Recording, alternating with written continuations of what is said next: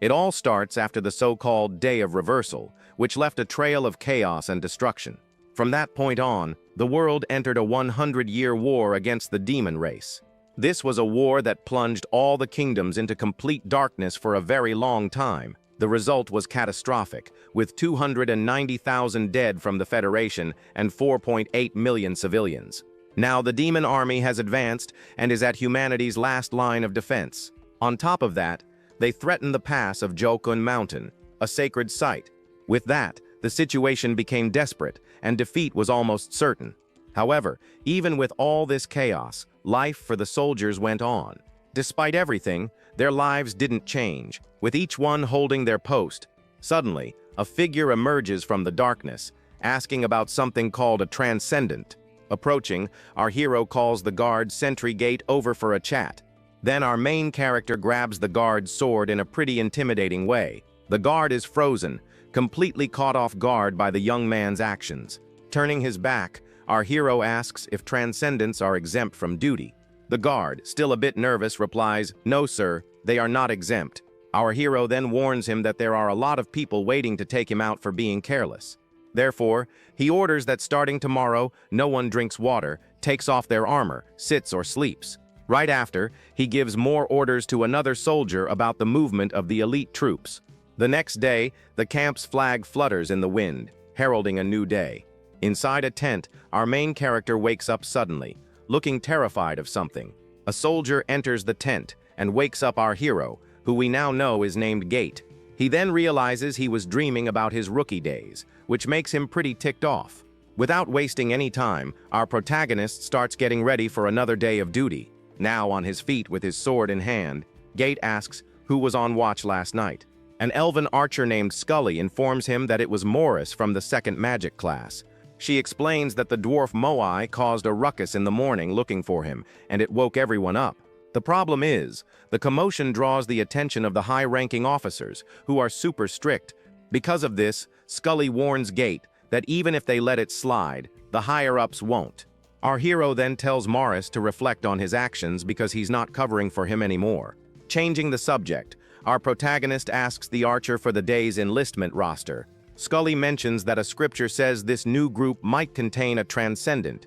It's then explained that on Jokun Mountain, there are 10 legendary weapons called the Deca weapons. Those who manage to pull one of these weapons from the mountain are classified as transcendents. And according to the prophecy of the great prophet Saint Bynes, this has a greater purpose. Because when 10 transcendents gather, they can finally defeat the demon lord. Back in the present, Gate complains about having to evaluate the black magic division when he's a swordsman.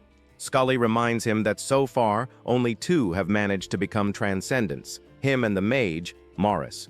She believes in the prophecy and asks our hero to treat the next chosen one well when they show up. The 2 then comment on a squad leader named Uldring, who has an inferiority complex. And with the image of the Black Dragon Demon Lord, the hope is that this brutal war will finally end. The perks of being a transcendent are incredible, with triple the pay and even a statue. Scully then warns him about a rumor that the brigade might be split up if there's one more deserter.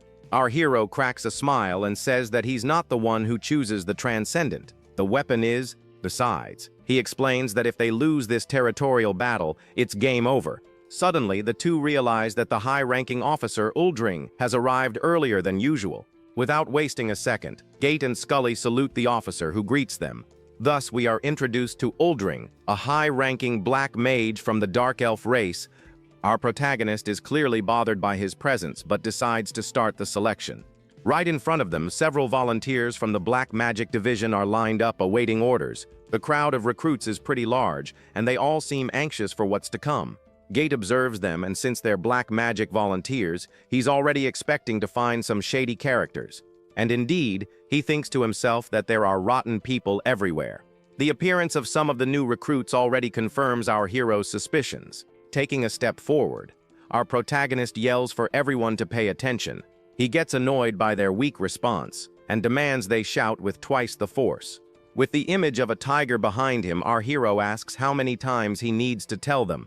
Finally, the recruits respond properly, yelling "attention" with all their might. Satisfied, Gate explains that one of them will become a transcendent and remain in the unit. and even those who aren't chosen will be sent to important positions in the army. Finally, he calls up recruit number 7, the top of the class, named Swan, and says she looks apathetic. During the evaluation, our hero is startled by the eyes of recruit Zunia, number 29. Soon after, he notices recruit number 13, Narts Windsor, the only son of a rich family. The Beckenberg family is known for its immense fortune and extremely valuable jewels. They are a noble house of dark elves, famous for their strong paternal heritage. Narts wears so many expensive rings that his fingers are turning purple, showing he's quite spoiled. Gate then formally introduces himself as the instructor standing before them all. He reveals that he is a transcendent, and the guide for the special task force they will be a part of. The recruits are shocked and wonder if the sword on his back is a Deca weapon. The scene shifts to Morris, the gnome who is also a transcendent, and he seems terrified of something. Now Morris is with the recruits, taking down uniform sizes for exchange. Suddenly, he's stunned to see that recruit number 13 has asked to exchange everything. Morris then realizes it's Narts, one of the troublemakers Scully had mentioned. The gnome's expression gives away all his stress as Gate watches him from a distance. Our hero thinks that the bad recruits are obvious and plans to get rid of them soon. At that moment, Uldring approaches and calls our protagonist's name imposingly. The Dark Elf informs him that he will personally escort the new recruits to their barracks. Scully suspects he wants to confiscate something, but Gate tells her to pretend she didn't see anything. Then the archer says her goodbyes, saying she needs to sleep, and our hero dismisses her. Alone with Morris, our protagonist notices that the gnome doesn't look well at all. Worried, Gate approaches the trembling Morris and asks what's wrong. Suddenly, Gate remembers a violent attack that happened a while back. The scene shows the knight Jaga about to kick the small Morris on the ground. Next, the knight stomps hard on the gnome's head, who is unable to defend himself. We are then introduced to Jaga, a high-ranking knight who looks very angry. The poor gnome can only groan in pain with the knight's boot on his face. A soldier even asks Jaga to stop, but Gate says that gnomes can take a hit. Jaga then asks why the gnome doesn't get up as Morris bleeds on the ground. With a smile, he points to the gnome and says that he's perfectly fine. But when Morris gets up, Jaga attacks him again with his axe. Seeing this, our hero finally decides to intervene and stops Jaga's blow. The knight is furious with his actions and asks if our hero is challenging him. Our hero then stares him down seriously and introduces himself to the knight. He even asks if Jaga wants to get another scar on his face. As a threat, our protagonist's glare is terrifying and shows he's not messing around. The scene then takes us to the vague prophecy from the scripture, which is still a great mystery.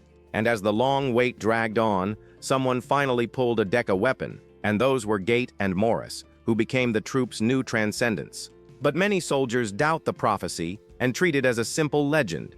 And in the midst of this brutal war, the balance of power is extremely fragile, because this balance is maintained only by the hierarchy and power of the strongest. With so many different species in the army, the order needs to be even more rigid. The illusion called transcendent is just bait to keep everyone in line. Jaga then asks if Gate is protecting the gnome just because he's also a transcendent. The knight repeats our hero's threat, asking if he wants another scar. However, Gate doesn't flinch and maintains his firm, threatening stare at the knight. The two glare at each other in a moment of pure tension, ready to fight. Suddenly, the archer Scully arrives, yelling Jaga's name, looking very worried. Her arrival interrupts the fight that was about to break out between the two. Jaga gets annoyed by the interruption and asks what the elf wants with him. She informs him that an officer is calling the knights for an important meeting. The knight then makes up a lame excuse about some missing spears.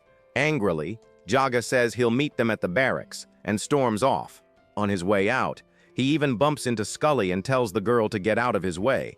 Scully then asks what happened, and Gate says that Jaga's always been a piece of work. Our hero approaches Morris, who says he's fine because he used a defense spell. Gate gets angry because Jaga came all this way just to mess with the gnome. Scully quickly realizes that he's also got his eye on Narts, the rich recruit. Our protagonist warns Morris to be careful because Jaga has an inferiority complex. Gate tells the gnome to use his head instead of just apologizing to him. Back in the present, our hero asks why Morris is unwell, and he says it's a species-related problem. Morris then explains that gnomes have a metabolism that's 1.7 times faster. Furthermore, 95% of them are lactose intolerant, which is pretty bad. Gate complains that no one in this unit is normal, which stresses him out, so he tells them both to leave and says he needs to check on the recruits now. Arriving at the rookies' barracks, the atmosphere seems very heavy and silent. Inside, we see recruit Xenia, number 29, who has a very strange look in her eyes. She's sitting near Swan, recruit number 7, who seems very uncomfortable. Swan then wonders why this psycho is staring at her out of nowhere. But Xenia doesn't stop staring and keeps up her weird and creepy face. Suddenly, another recruit enters the tent, catching everyone's attention. He's carrying a pack of cigarettes, and Swan remembers a guy who hit on her. The scene then shifts to the past, at the entrance of a club called Redonia. Inside the bar, Swan and a friend were talking about how her ex cheated on her with a dwarf. At that moment, the weird elf from the present approaches their table. With a cheap pickup line, he asks if they want to hang out with him and a friend. Swan cuts him off immediately and says they're in the middle of a serious conversation. Awkwardly, the guy says he'll be back in 5 minutes to see if she changes her mind.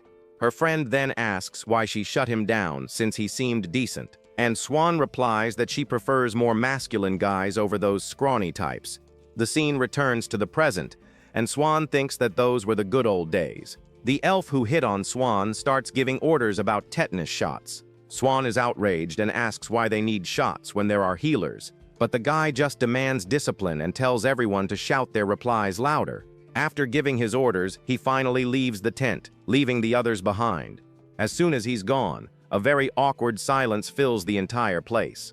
Swan thinks about how this whole situation is just way too weird. A recruit next to her then starts complaining about the elf who just left. However, another recruit tells her to shut up and stay in her lane. The argument heats up, and the two start cussing each other out and challenging one another in front of everyone. Swan gets even more annoyed, wondering what these idiots are doing. Just then, our hero Gate arrives at the entrance of the tent for the daily inspection. He enters, and all the recruits fall silent in the presence of their instructor. The tension is so thick that Swan even swallows hard out of pure nervousness. Suddenly, Narts, recruit 13, complains that she accidentally bumped into him. Swan gets irritated because the guy has a look of disgust that would push anyone away. She then moves away, thinking he's a total scumbag in every possible way. Meanwhile, Gate looks at the exchange requests and sees they are all from one person. Narts then stands up and proudly says that the exchange requests are his. He starts making an excuse about his family's fortune and color tones. Our hero cuts him off and tells him to cut the crap and just wear the uniform. With a smirk, Narts tries to send one of the other recruits in his place. Our hero then asks what he's doing and tells the guy to get in line. The rich recruit starts to have a meltdown, repeating our protagonist's words. Suddenly, Narts snaps and yells not to play mind games with him. Gate just watches the scene with a sour face and zero patience. The situation makes all the other recruits in the tent very uncomfortable. The rookies are completely confused and wonder what that psycho just said. Swan, completely fed up with all the nonsense, curses under her breath, annoyed with the scene. Our protagonist then finds the perfect solution and orders everyone to hit the deck. Immediately, all the recruits get into the push-up position as punishment. Gate warns them that he'll let it slide today, but next time he'll make their lives a living hell. In response, all the rookies shout loudly that they understood the instructor's message. Meanwhile, Narts struggles immensely to hold the difficult punishment position. The spoiled kid clearly can't handle the tough military training. The next day, all the recruits are lined up to get the so-called tetanus shot. Scully administers the injection to one of them, who wonders why an archer is doing this. Next to Gate, little Morris asks if they really need to get the shot. Our hero then tells the story of Drenane, a healer with a prosthetic leg. She was injured by a goblin and healed wrong because she was just a healer. Gate explains that tetanus is just as deadly as any weapon, and Morris is terrified by this. Gate explains that not even the great archmage Vilcross could defeat tetanus. Our hero gives a little smirk, looking quite pleased with his explanation. Suddenly, he hears shouting and wonders why there's so much noise coming from the recruits. Scully then approaches in a panic, and our protagonist asks what happened. The archer yells that recruit number 13 simply vanished from the line. Our protagonist is shocked and furious at the news of the disappearance. He remembers Narts' face and curses the kid with pure rage for running away. The image of the spoiled, annoying recruit comes back to him in full force. Our hero then yells, asking who was responsible for escorting the rookies. Scully replies that Jaga brought them and told them to start the injections without a head count. Gate understands that it was Jaga's fault and asks if anyone saw where Narts went. Recruit Xenia raises her hand and says her special skill is Eagle Eye. Our protagonist then asks the girl if she can see the runaway. Using her special ability, Xenia manages to locate Narts from a great distance. She points to the mountain and says the guy is heading that way right now. Scully and Morris are confused because that's the mountain behind the camp. Gate then realizes that's where the hill of the Deca weapons is and understands the plan. Meanwhile, Narts walks alone, believing he is the next one chosen by the prophecy. He arrives at the Jokun mountain pass with an air of pure superiority. There, he finds a magic staff and believes the weapon was prepared just for him. The scene flashes back to the argument over the uniform, and our hero thinks Narts is just an idiot. On top of that, other recruits feel humiliated and complain about the mockery they're enduring. Back in the present, Narts smiles, believing it's time to show his true power. With his hand on the staff, he says he's going to shut up everyone who looked down on him. Suddenly, the spoiled kid is startled by a desperate scream coming from the darkness. Narts then looks back and sees Gate and Morris running towards him at full speed. Our protagonist yells that if he touches the weapon, his arm will be destroyed instantly. However, the spoiled recruit threatens to touch the staff if they move another inch. Gate stops in his tracks, furious, and little Morris is terrified by the situation. Narts believes this is all a cheap trick to break his will with pressure. Our hero is confused and asks what nonsense he's talking about, telling him to come down. The young man then introduces himself as the heir to the Beckenberg family and accuses Gate of being afraid. Our protagonist explodes, yelling that Narts has the lowest score of all the recruits, and that his strength and magic are so weak they're like a tree goblins.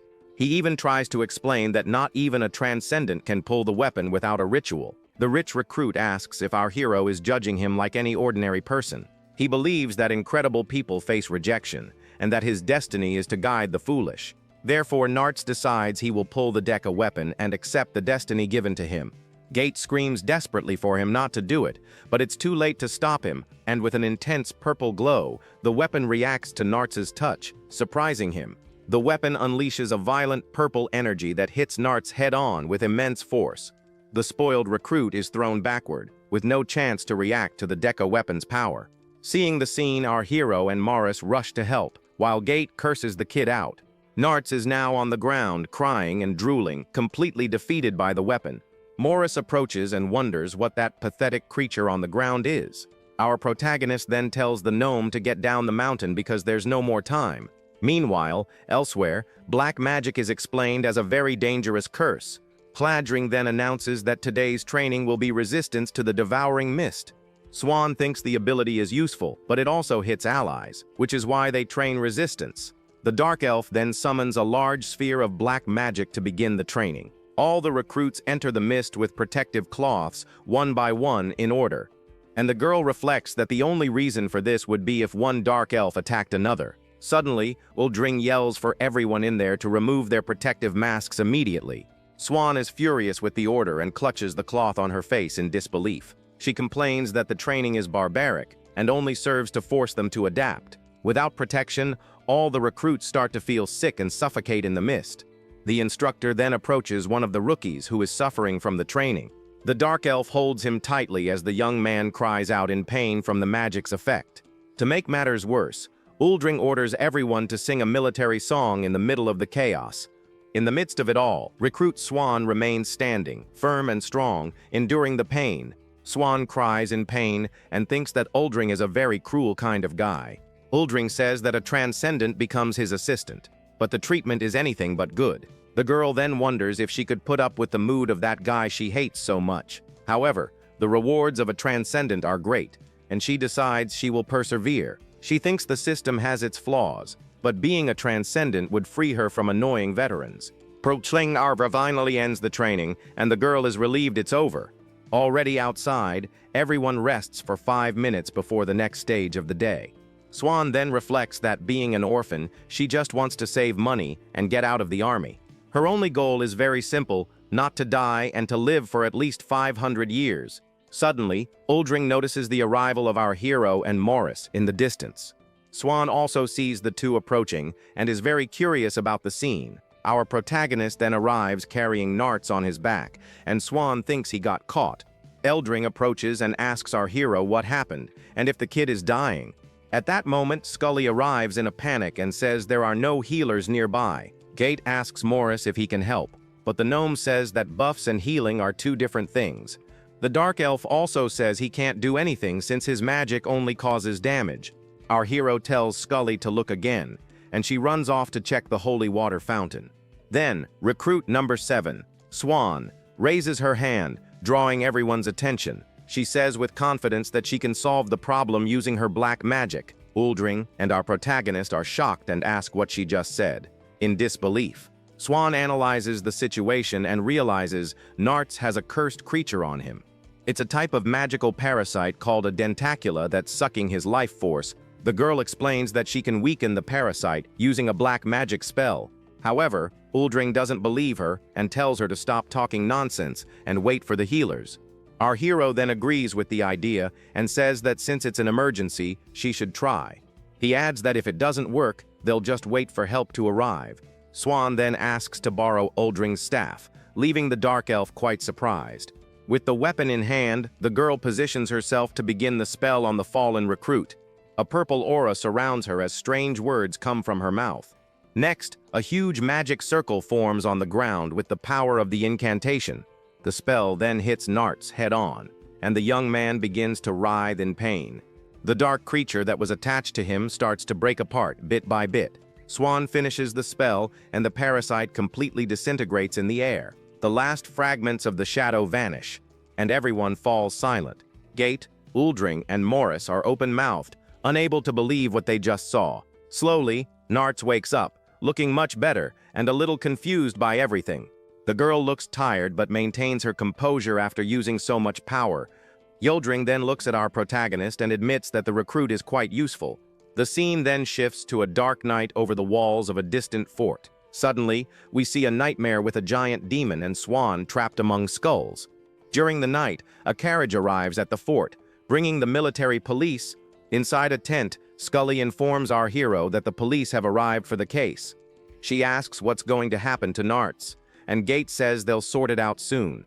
The archer is still shocked by the arrogance of the kid who thought he was a transcendent. Suddenly, little Morris runs into the tent, calling for our protagonist.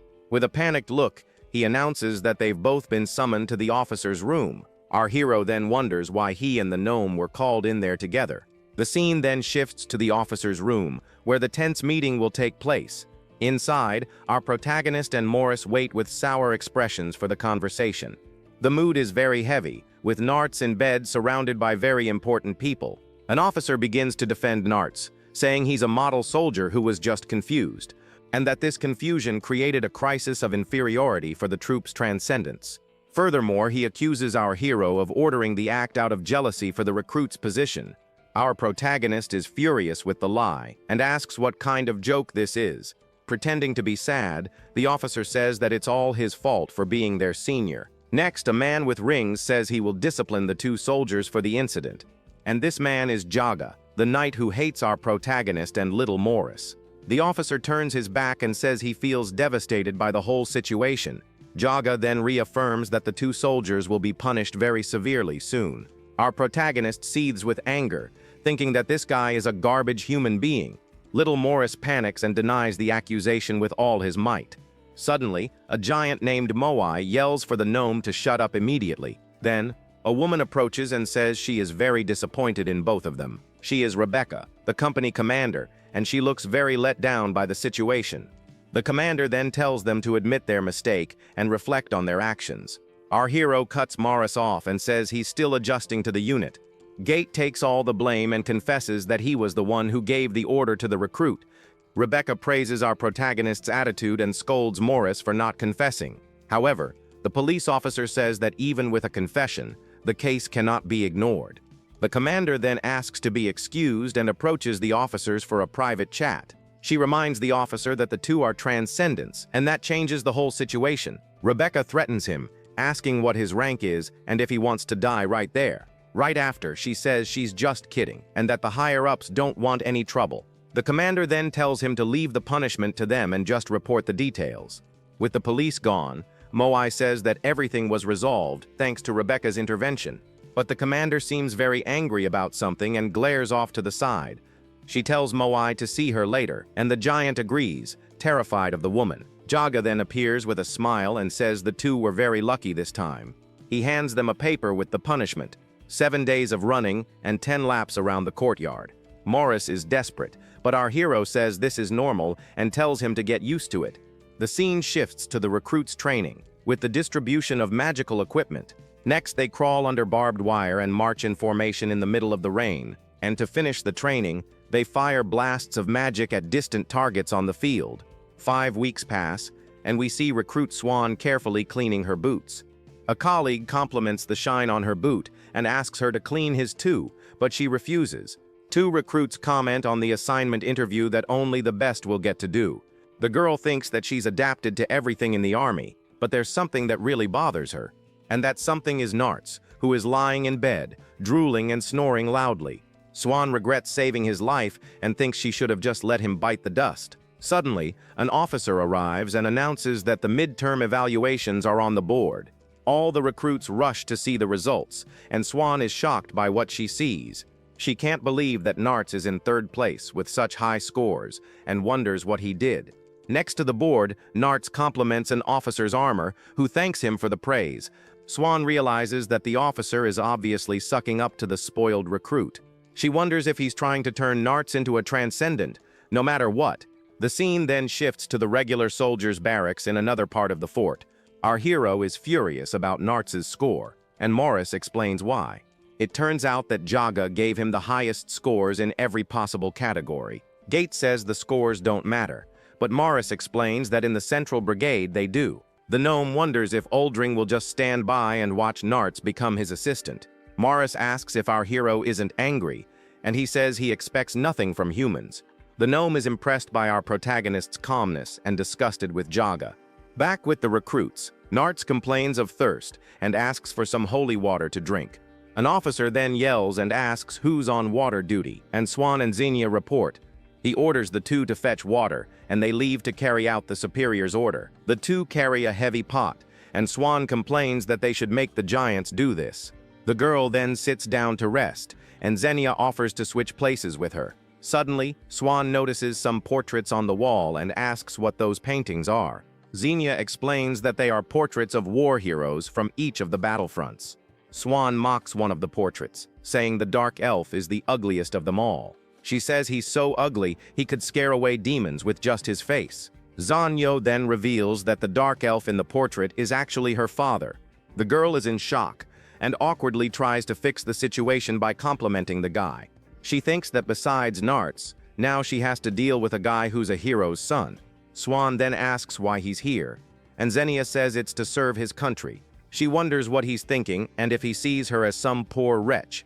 The scene then shifts to Xenia, thinking about which part of a mug is the safest. While they fill the pot with water, the 2 talk about their future assignments. Swan says she'll try for the extraction, and if she fails, she'll stay in the Central Brigade. And Xenia says that Narts was called in first for the consultation because of some issue. Scully is outraged by the situation, but the officer says the decision is final. Morris then wonders if Narts is some kind of masochist who enjoys suffering. The spoiled recruit confirms his decision, and Jaga is already thinking about the benefits he'll get. Narts then says he will remain in the Central Brigade, to everyone's surprise, and he even applies for the position of knight, imagining himself in armor. Everyone is in shock at Narts' decision and doesn't understand the situation at all. Jaga turns pale and can't believe what he just heard from the young man. The knight starts to sweat and wonders what kind of madness he just heard. Suddenly, Moai congratulates Narts on his choice and says it was a courageous decision. He even comforts him, saying that aptitude and species are very different things. Klaus Morris then approaches our protagonist and asks what is going on. Our hero gives a very mysterious smile, leaving the little gnome even more confused. Later, the 2 are walking carrying backpacks, and Morris asks what it all means. Our protagonist simply replies that he'll find out soon enough what's happening. He thinks that Jaga contacted Narts' parents and received a bribe for it. And since Narts bragged to all the officers, he couldn't back out now. Our hero explains that the kid is desperate for attention and dreamed of being a transcendent. And with that dream shattered, he now has only one option left to follow. He's going to seek out the only person who gave him attention this entire time in the army, the officer who supported him from the beginning and gave him the best scores on the evaluation. Our hero explains that all it takes is a little push for everything to change. Morris then remembers what Geit said during the run about the knight's uniform, and the plan was simply to get rid of the unit's torture officer once and for all. In other words, our protagonist set a perfect trap for Jaga to fall into. He called the plan Project Jaga's Contradiction and executed it masterfully. The scene then returns to Uldring, analyzing Narts' papers in the officer's tent. He's shocked to see that the kid is an honor student and can't believe it. Suddenly, Jaga appears with a smile, and Uldring starts connecting the dots. A puzzle forms, and he understands the knight's plan to get ahead. Jaga would get a bribe from Narts' parents, and Uldring would have to put up with the spoiled kid. The dark elf realizes he's screwed and tries to argue with Jaga about the decision. But the knight just scoffs at him and asks if he can't even train his own assistant. Uldring is furious and wonders if he'll have to endure this humiliation in silence. Back in the present, Narts makes his surprising announcement to everyone present. He says he will remain in the brigade and apply for the position of knight. Jaga turns pale, while Uldring lets out a loud laugh of pure satisfaction. The giant Manhwa finds the kid's choice very unusual, but approves it on the spot. Uldring seizes the opportunity and says that Jaga treated Narts without prejudice and with care, and that he passionately advocated for an end to the role barriers between species. Therefore, Uldring suggests that the higher-ups recognize Jaga's sincerity and laughed. Manhwa says that in the end, sincerity always wins, and Jaga tries to argue against the decision. Uldring then provokes him, asking if someone received a bribe or forged the scores. He even tells the knight to accept the result and obey the chain of command. Jaga is furious but can't say anything in front of the officers and Narts. Besides, he never imagined that the true mastermind behind it all was our hero. Our protagonist thinks that it's not over yet, and that there's one last move to make. Seeing the whole scene, Morris becomes convinced that the real demon here is Geit. The scene then shifts to a dark forest, with a strange animal watching something. A troop of soldiers marches in tight formation, following the commander's orders. And among them is Xenia, who finds a strange little rock on the forest floor. She picks up the object and keeps it as a souvenir while Swan watches from a distance. The recruits continue their long night march, carrying heavy backpacks and equipment. Our hero encourages them to keep going, saying there's only one more hill to go. Swan feels exhausted and focuses only on putting one foot in front of the other so she doesn't give up. The commander then orders everyone to sing a marching song to lift their spirits. Finally, the recruits arrive back at the fort and celebrate the end of their training. With that, the 6 weeks of basic training in the enlistment unit come to an end. And now, the long-awaited Deca weapon extraction ceremony is finally about to begin. An officer announces the start of the third extraction ceremony, and everyone salutes the flag. Morris wonders why it's the third time, and our hero says there have been over 100. Our hero explains to Morris that if the prophecy is right, it all ends in the 10th round. An officer with wings then begins the ceremony. Speaking of their noble tradition, she announces that the recruits from the Black Magic unit will begin the final extraction. Geit yells for the rookies to step forward and says the class has 2 candidates. He then calls Recruit 29, Xenia, and Recruit 7, Swan, for the test. The 2 warm up for the challenge, and a purple magic aura surrounds their bodies. The officer announces that Xenia, the second in the class, will be the first to attempt the extraction. Xenia then informs Swan that she will be the one chosen to become the new transcendent. The Deca weapon is legendary and cannot be pulled by normal means, but Xenia has a plan, because she believes her absurd muscle strength is more than enough for the task. Scully is shocked by the girl's muscles, and Geit says she's going to use brute force. Swan then realizes that Xenia's family genetics are the reason for her incredible strength. The recruit gets into a powerlifting stance to pull the weapon. With a deafening shout for her father, Xenia puts all of her strength into the movement. However, despite all her effort, the Deca weapon simply doesn't move. Frustrated, she asks if anyone has a shovel, and Geit tells the girl to get down from there. Next up is Swan, recruit number 7, who walks up to the weapon. The other recruits comment that she is the top student of their entire class. The officer then recites the words from the scripture about the worthy and transcendence. And with a final shout of extract, Swan prepares to try her luck. With her hands on the staff, Swan prepares to try her luck with all her might. Our hero and little Morris watch the scene with great anticipation in the air. The girl takes a deep breath and focuses on pulling the weapon with everything she's got. She then uses all her energy, but the staff doesn't move a single millimeter. Swan is shocked and wonders why the weapon isn't moving at all. The other recruits comment that neither Zinnia nor she could do it, and that the scripture was wrong. With a tearful expression, the girl thinks that she was so sure and wonders if she miscalculated. A memory of her past at the bar comes back, and she thinks she's not so smart anymore. She then decides to give up, but her hands simply won't let go of the staff. The girl becomes desperate and wonders why her hand won't release the weapon. Suddenly, a dark red energy explodes from the staff with immense force. Swan is terrified and has no idea what is happening around her.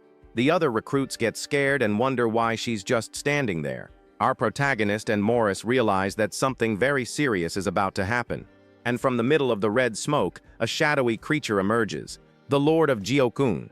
The creature then calls Swan weak and says she's too boring for him. And unlike the weapon's previous owner, she has no ambition in life. The Lord then reveals that she spends her nights reading silly princess romance novels, and that on weekends she gets wasted and gets shot down by every guy. Swan yells that's in the past, and the Lord says that's why she always fails. The Lord then says he prefers her to Narts and Zinnia, and grants her the weapon Jet Black Dew. Swan has a bored expression, not really caring about what just happened. The creature explains that the weapon is corrupt, but because she's lazy, she can be trusted. The Lord then announces that from now on, the Deca weapon belongs to her by right. She thinks it's nice that the Lord trusts her, but her favorite book is not a silly romance. Suddenly, the girl gets angry and yells that her book is actual literature. Everyone present is shocked and has no idea what she's talking about. Swan then snaps back to reality, very confused by her own over-the-top reaction. The other recruits awkwardly start applauding the troop's new transcendent. Ironically, the girl just stands there with the staff in her hand, not understanding how she did it. Due to her humble personality, she obtained the weapon and became a transcendent black mage. However, the first female transcendent ended up bothering some of the army's female veterans. They complain that the girl will get triple the pay and that she'll be cursed for it. But Zinnia celebrates and says that if it's Swan, she approves of the Deca weapon's choice. The scene then shifts to total darkness, with a very faint glow on the horizon. Suddenly, Zinnia is startled by something she felt from very far away. She looks at a distant mountain and sees a very strange light on its peak. The recruit says she felt a very sinister aura, and her eye begins to glow brightly. The energy on the mountain grows more and more intense, and a dark power spreads, and in the middle of it all, the image of terrifying demons emerges in the darkness of the night. The recruit's completion ceremony finally takes place under a very cloudy and gloomy sky. Swan reflects that finishing the training is satisfying, but she also feels empty because it's just the beginning. Unexpectedly, Zinnia appears behind the girl and calls out to her, giving her a good scare. The new transcendent gets startled, and her colleague explains she didn't say anything so as not to spoil the mood. Then, the muscular recruit reveals she saw demons gathering on one of the mountain peaks. The girl then hands a strange object to Swan and asks her to take it to our hero. The item looks like a spiky ball, and Zinnia warns that it's a bad omen. The elf is confused, wondering if it's a rubber ball, but agrees to deliver it. Suddenly, the muscular recruit opens her arms dramatically, leaving the other girl completely clueless. Then, Zinnia gives the new transcendent a big hug, thanking her for the last 6 weeks together. The girl responds a bit awkwardly as the other says goodbye, waving from a distance. In the background, 2 other recruits who fought at the beginning are hugging and crying as they say goodbye. The carts start to leave, and the new transcendent, losing her patience, tells the others to be quiet. Next to Gate and Morris, the girl thinks that they'll never see each other again anyway. Our protagonist complains that the newbies are already thinking about vacation, and Scully agrees with him. Little Morris mentions that he joined after that, and even got to enjoy civilian food for a few days. Gate gets annoyed with the dwarf and scolds him, saying he has no sense at all. Elsewhere, the new Transcendent puts a new armband on her official uniform. She's adjusting her new outfit, which, besides being stiff, feels very tight in the chest area. With her staff in hand, the girl says that she and her weapon will be together until the end. In her new uniform, Swan leaves the tent, and little Morris is waiting for her outside. The dwarf then hands an old book with strange runes on the cover to the new Transcendent. He explains that the notebook contains the order of the veterans, cleaning duties, and the format for reports. Additionally, Morris warns her that the passwords change every day, and that a veteran named Jaga is very strict. The dwarf then leaves her alone to memorize everything and warns her to never let go of her weapon, Decca. With a focused look, the girl stares at the book confidently, as memorizing is her specialty. While studying, the elf hears a strange noise coming from somewhere nearby and gets curious. The sound was coming from our hero, who was training with his sword, starting with 1 repetition. Then, he performs a powerful strike called Stone Splitter Cut, a sword technique that splits rocks. From the tent, the girl watches the training and wonders if that brute force technique works in combat. Suddenly, the new Transcendent remembers the strange object Xenia asked her to deliver. The scene cuts to Uldring reading a book and letting out an evil laugh, looking very pleased. The dark elf walks along happily, thinking about what he'll teach the rookie first, since she's smart. Passing by another tent, he yells at someone, telling them to at least take the dirty clothes out of the locker. He continues on his way, humming happily about having found the new assistant. With a serious expression, the dark elf gets the attention of 2 people who are nearby.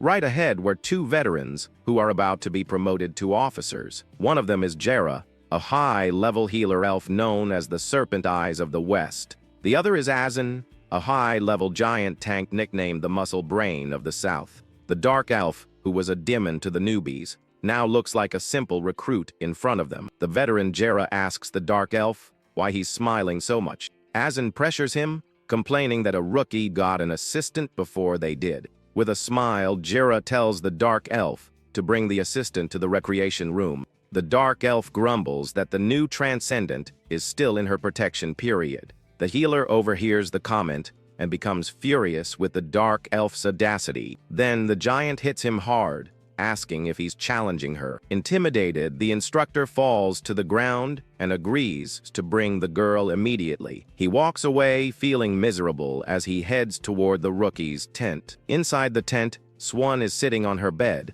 waiting for her next orders. The dark elf enters and calls her outside, praising the girl's good posture. Outside, he's smoking and asks her if she uses a certain type of herb, and she says no. The instructor seriously warns her to never do something like that. The girl looks at him with a serious gaze and firmly replies that she won't. She asks if he isn't a veteran too, and he explains that the hierarchy is strict. He warns her that he can protect her from many things, but not from the veterans. The dark elf advises her to keep a low profile and get used to the situation. Elsewhere, our protagonist is examining some important documents. He finds the report on the strange object the girl received from Xenia. The paper identifies it as an unusual demon eye found in the 9th region. He remembers the girl saying that Xenia found it and becomes tense with the information. Before the demon eye turned completely purple, an attack team had invaded enemy territory. The problem is that the purple color means the demon has finished scouting and evolved to invade. With this, our hero realizes the situation is desperate and that they are in deep trouble. Little Morris sees his friend's expression, and he just tells the dwarf to prepare for combat immediately. Then the gnome explains that the officer on duty has disappeared and is probably sleeping in the barracks. Furious, the protagonist runs off, muttering about the officer, while his friend asks where he's going. He knows that without an officer on duty, and with the veterans on leave, the situation has gotten even worse. Then he remembers that the next in the line of command are the 2 veterans Uldring met. In the recreation room, the healer Jaga is already staring at the rookie with a very intimidating smile. The new Transcendent is visibly nervous, unsure of what to do in front of the 2 of them.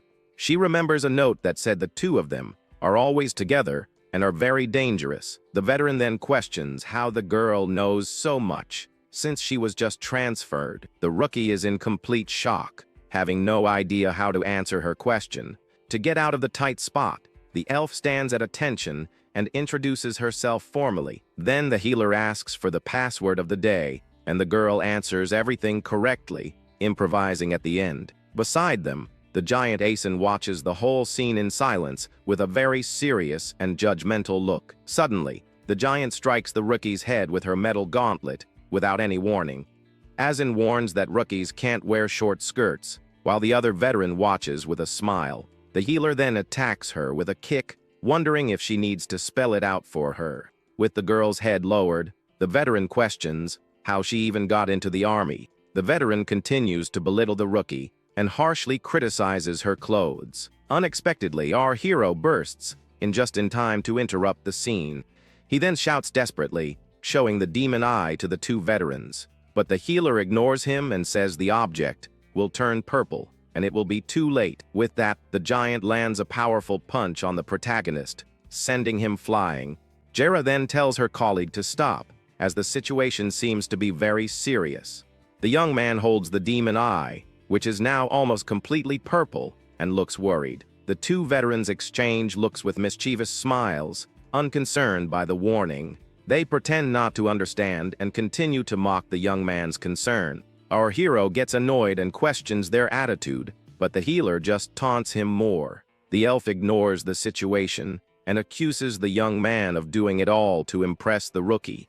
Then the giant lands a powerful kick on the protagonist, throwing him out of the place. The young man flies a long way and lands hard on the ground outside the fort. The giant belittles him, telling him to go clean the trash like he's just some recruit. Kneeling on the ground, the swordsman reflects on the attitude of all the superiors. In his bed, he thinks that everyone there is crazy for ignoring such a clear warning. He stares at the demon eye and realizes that time is running out quickly. The next morning, in a watchtower, a soldier complains about being bored 40 minutes before the shift change. A soldier approaches little Morris, who is on guard duty, and asks him to tell a story. Suddenly, the soldier gets terrified and points to something awful behind the little dwarf. Little Morris then bursts out laughing and says the soldier's acting was terrible, but the joke ends when a giant demon appears behind them, sending the soldier into a panic. The scene focuses on the demon eye, which is now completely purple, indicating the imminent danger. It's revealed that the previous scene was a joke, and Morris makes fun of his colleague's bad acting. The soldier is shocked by the monster's appearance, while the little dwarf keeps laughing. It's explained that the world is in an unstable ceasefire after a century of war against the demons. Over time, the stains on the battlefields began to slowly fade away. The swords that once fought were now silent and forgotten amidst the vegetation. But the Federation forgot its oath, and the soldiers only cared about relaxing in the barracks. This led to a wave of desertions and absences, with officers and soldiers abandoning their posts. No one noticed until the last line of defense was breached by a creature called a Wurgle. With the title card of the series, the tension for what's to come only grows. Immediately, a soldier sounds the warning horn to alert everyone of the imminent invasion. The sound echoes through the fort, and a soldier's desperate shout announces that a demon has arrived. The soldiers on the wall are in shock, wondering how the creature got past the barrier. The giant demon then appears on top of the wall, staring at the soldiers with a menacing look. Fear is so great that one of the soldiers feels sick to his stomach upon seeing a demon for the first time. Because it's a low-class but high-level demon, the pressure it emits is overwhelming. Most of the soldiers can't handle the despair and pressure, feeling nauseous. To make matters worse, its aura and thirst for battle were even stronger, and it moves into attack. One of the soldiers is completely terrified by the creature's imminent attack. He tries to defend himself, but the monster's blow is too strong and hits him squarely. The battle descends into chaos, with the creature attacking and knocking down several soldiers. Another soldier faces the demon up close and is frozen with fear, asking it not to come any closer. The creature ignores the plea and approaches the young man on the ground, who who can only groan in pain. Suddenly, our hero appears with an expression of pure fury and determination on his face. He then leaps toward the monster with the full moon in the background, preparing to attack. His eyes glow with a yellow intensity, showing that he's not messing around. With his weapon, Decca, he unleashes a powerful and precise strike toward the creature. The blow lands squarely on the monster, and it lets out a cry of pain, feeling the impact of the attack. The creature roars in fury, its face wounded by the swordsman's accurate cut. The protagonist lands in a combat stance as the demon stumbles from the blow. With his breath ragged, he realizes this isn't an illusion but a harsh reality. The situation is real, and the wounded monster still faces our hero, ready to continue the fight. From the top of the wall, the new transcendent Swan is in shock at seeing a real demon. Meanwhile, the archer Scully and her squad get into position to provide support with their arrows. The scene shows the soldiers surrounding the creature in the courtyard, preparing for a team battle. A young elf soldier is completely terrified by the scene and can barely move. Swan is also scared and sweating, wondering what on earth that thing is. Suddenly, she feels a strange sensation, and her body trembles before the creature. The dark elf approaches the new transcendent and asks why she's shaking so much. Meanwhile, our hero notices that besides Uldring, there are no other veterans or officers around. The instructor wonders where the other cowards have hidden since the warning horn sounded. Then he scolds a soldier, telling him to stop coughing and put on his protective scarf. The wounded monster gets to its feet, and a strange liquid starts to drip from its tail. Our protagonist recognizes the substance and realizes it's a demon swamp. It's explained that the reason Wurgles are so dangerous isn't just because of their aggression. The real danger is a mucus that comes from their bodies, which is called the swamp. This liquid spreads across the ground and begins to solidify rapidly in the courtyard. With that, the ground becomes contaminated and instantly transforms into demonic territory. Seeing the girl frozen, Uldring yells at her to snap out of her trance and start using magic. He shakes her forcefully, trying to pull her out of her shock so she can help in the battle. Suddenly, a knight appears, wondering if it's his turn to jump into action. And this knight is Jaga, who shows up mounted on a horse with a very strange look on his face. The archer Scully gets annoyed and yells at him to get out of the way and not block her view. He tries to attack the monster but is hit and thrown far away with no chance to react. Amidst the focused fire, the new mage is completely disappointed with her own behavior. She sees the fallen knight and thinks that even that idiot had the courage to fight. The girl continues to tremble, unable to move, and questions what kind of transcendent she is. The scene shows our hero and the others preparing to face the creature again. Our hero explains that if the monster's body is taken down before the mucus hardens, the swamp disappears. He remembers that the creature has already been analyzed, so there's a strategy for the battle. The Wurgle hasn't fully developed yet, so its skin is still very soft. Because of this, he moves forward, aiming specifically at the membranes of the monster's joints. He then focuses on the joint around its neck, as that is the creature's vital point. Then the swordsman unleashes a powerful strike, planning to cut the weak spot in one go. The attack hits the monster, leaving some cuts, but the creature remains standing despite its injuries. The protagonist is in shock because his attack was blocked, and he doesn't understand why. The creature used its arm to defend itself, and the force of the impact throws him backward. He loses his balance and falls, completely confused by the monster's unexpected defense. The young man realizes this defense wasn't due to intelligence, and that the situation is much more complicated. He understands that protecting its neck is a primitive instinct, and remembers a deserter. Despite the failure, he doesn't give up and prepares to attack again with his sword. Suddenly, tentacles of dark magic appear and bind the creature, immobilizing its movements. The dark elf then taunts the monster, saying it's just big and a useless piece of junk. Seeing the chance, the other soldiers shout for Uldring, asking for tactical orders for the attack. The archer Scully also joins the chorus and desperately shouts for attack orders. Only then does the dark elf realize he is the highest ranking person and the commander. Under pressure, he panics and yells for Morris to use buffs, and for everyone to attack with everything they've got. The little dwarf obeys and casts a protective light magic in an area to strengthen the soldiers. With the commander's order, the archer Scully and her squad fire a shower of arrows. The projectiles hit the monster squarely, which was already trapped by the instructor's dark magic. The dark elf then seizes the opportunity and casts an even more powerful spell. With this, the magic of eternal sleep binds the creature with strong, shadowy chains. Even so, the monster struggles with all its might, trying to break free from the chains. The instructor panics because the spell is breaking apart too quickly for his liking. Desperate, he yells for our hero to do something while the young man concentrates. The swordsman then grips his weapon firmly and waits for the perfect moment to strike. But the dark elf has no patience and yells at him to attack before the creature escapes.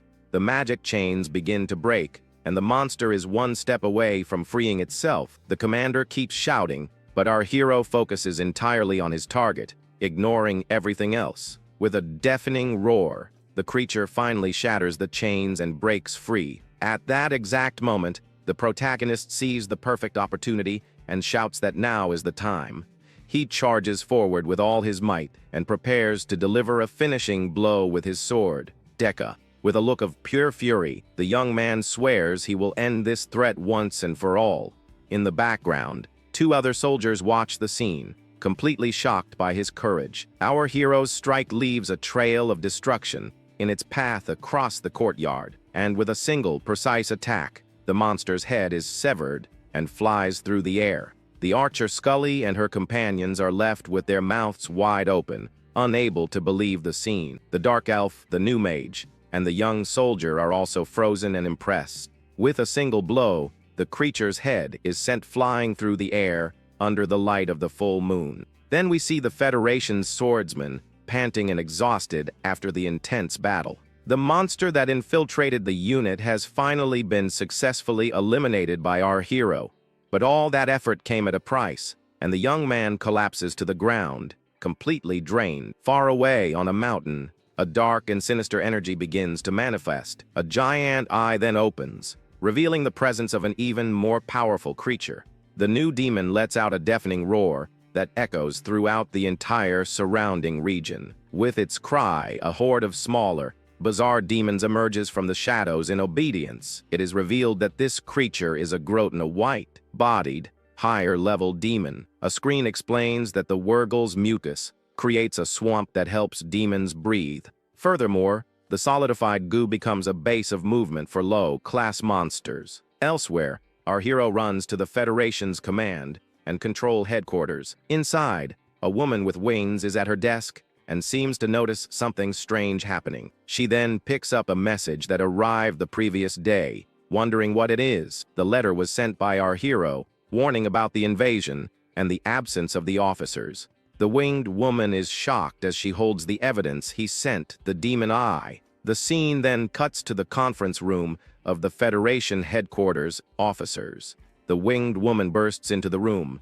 desperate to warn everyone about the emergency situation, but she stops suddenly when she sees the officers looking intently at a crystal ball. Captain Rebecca and the others welcome her, saying she arrived at a good time for the meeting. The winged woman becomes tense and explains that there is an irregular signal coming from the scrying orb. She says they hadn't received an image for a long time and thought the crystal tower was broken. Captain Rebecca analyzes the letter and realizes the young man predicted the demonic infiltration yesterday. One of the officers doubts the information and questions if the demon bestiary has any real basis. But the image from the orb confirms everything and shows that the transcendents have proven their usefulness. A more serious officer says that with the border destroyed, there's no time to waste, and they must advance. However, another, older officer reminds everyone that they are in a ceasefire period. The younger one gets angry and shouts that demons are not people, but vermin that need to be exterminated. He continues his lecture, questioning how the other can say that with the defense lines breached. A third officer points to the map and comments on the Groton's bloodlands. He explains that this is the region farthest from the main demon territory in the area. He then suggests sending only the 3 transcendents on an infiltration mission instead of the whole army. The man turns to the meeting leader and asks for Captain Rebecca's opinion on the plan. The winged woman is then asked what decision she will make regarding the situation. On the wall, the little dwarf asks his friend if he won't be punished for breaking the chain of command. The young man replies that it's an emergency, and he no longer trusts his superiors as the swamp spreads. Our hero observes the goo and understands that the Wurgle only moved so much because of another swamp. With a determined look, he knows it's only a matter of time before other demons appear. He concludes that they need to invade the Bloodlands and take down the white-bodied host. The swordsman then realizes the bestiary was right and needs to be read more carefully. Little Morris then asks his friend what will happen now that the battle is over. Our hero replies firmly that they are going to march, leaving the dwarf completely shocked. Facing the sunrise, the swordsman concludes that the ceasefire is over and the time to fight has come. The bestiary reinforces the idea that history has always been about taking down others or being taken down with no other option. On the wall, the knight Jaga appears, wondering what on earth happened all night. He gets annoyed and questions why the monster was quiet, and then suddenly attacked with full force. With contempt, he tells a wounded soldier to be quiet, but then immediately asks for him to be carried away. Meanwhile, the veterans are smoking and mocking the newbies who fought the demon.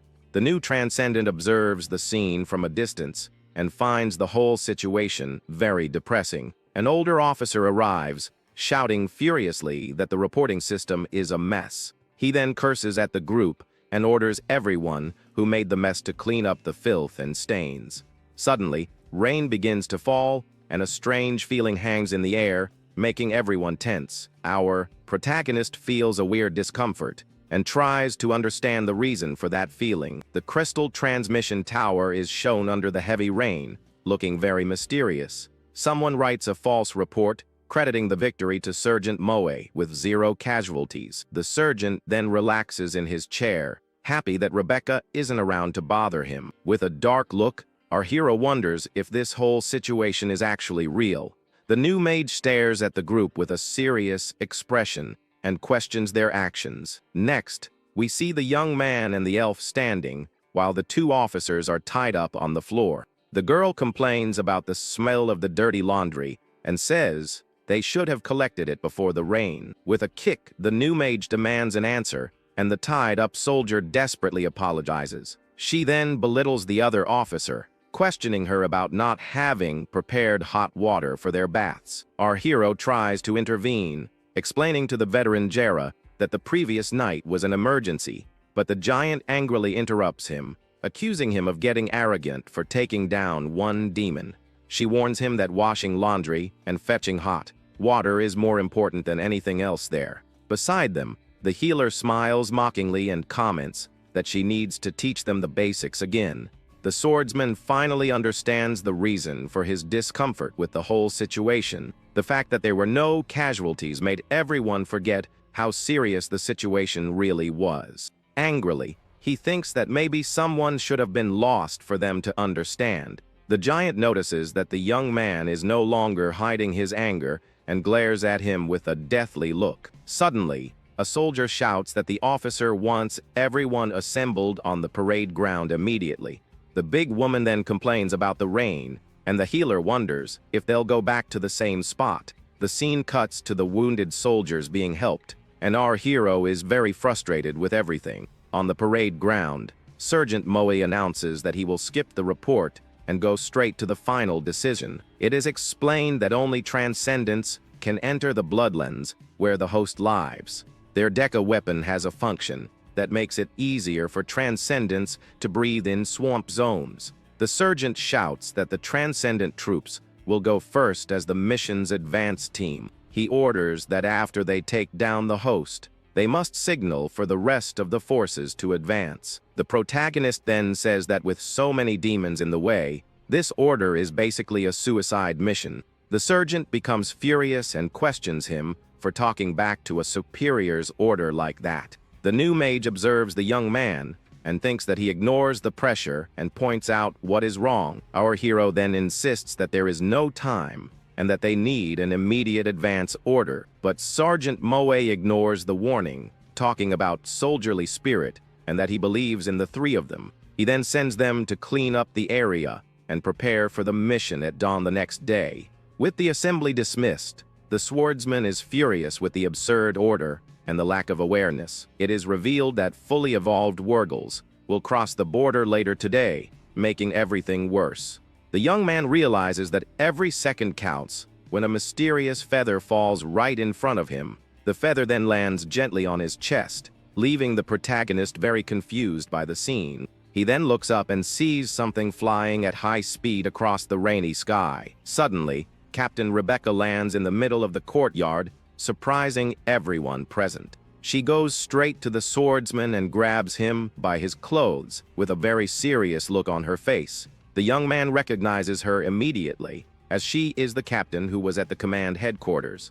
Right after, the captain's elite squad also lands in the courtyard, ready for action. Sergeant Moe is completely shocked and asks how she managed to get back so quickly. Rebecca then shows him the false report and asks if he was the one who wrote it. Desperate, the sergeant tries to explain himself, but the captain doesn't seem willing to listen. Without patience, she grabs him by the neck with her clawed hand and lifts him off the ground. The winged woman then hits him with a powerful kick, making him groan in pain from the impact. She crumples the false report and accuses him of writing a novel instead of a document. The captain questions if he thought the transmission tower was just there for decoration. The captain continues her lecture, saying she doesn't even need reports to know what happened. Looking at the protagonist's group, she knows it's obvious what really went on there. In that moment, she realizes who was putting in the effort and who was just relaxing and doing nothing. With the false report in her hand, the winged woman tears it up with all her strength in front of everyone. She then spreads her wings and shouts for all personnel to pay close attention to her. Starting today from this very hour, things are going to change drastically for everyone there. The commander announces that she has received an emergency order from headquarters, and that this is not a drill. She orders all personnel in the unit to prepare themselves with full combat gear. With that, the captain declares that all of them are finally going to march together to war. The new transcendent mage feels an overwhelming pressure and can barely stand. Even little Morris is completely terrified by the creature's sinister presence.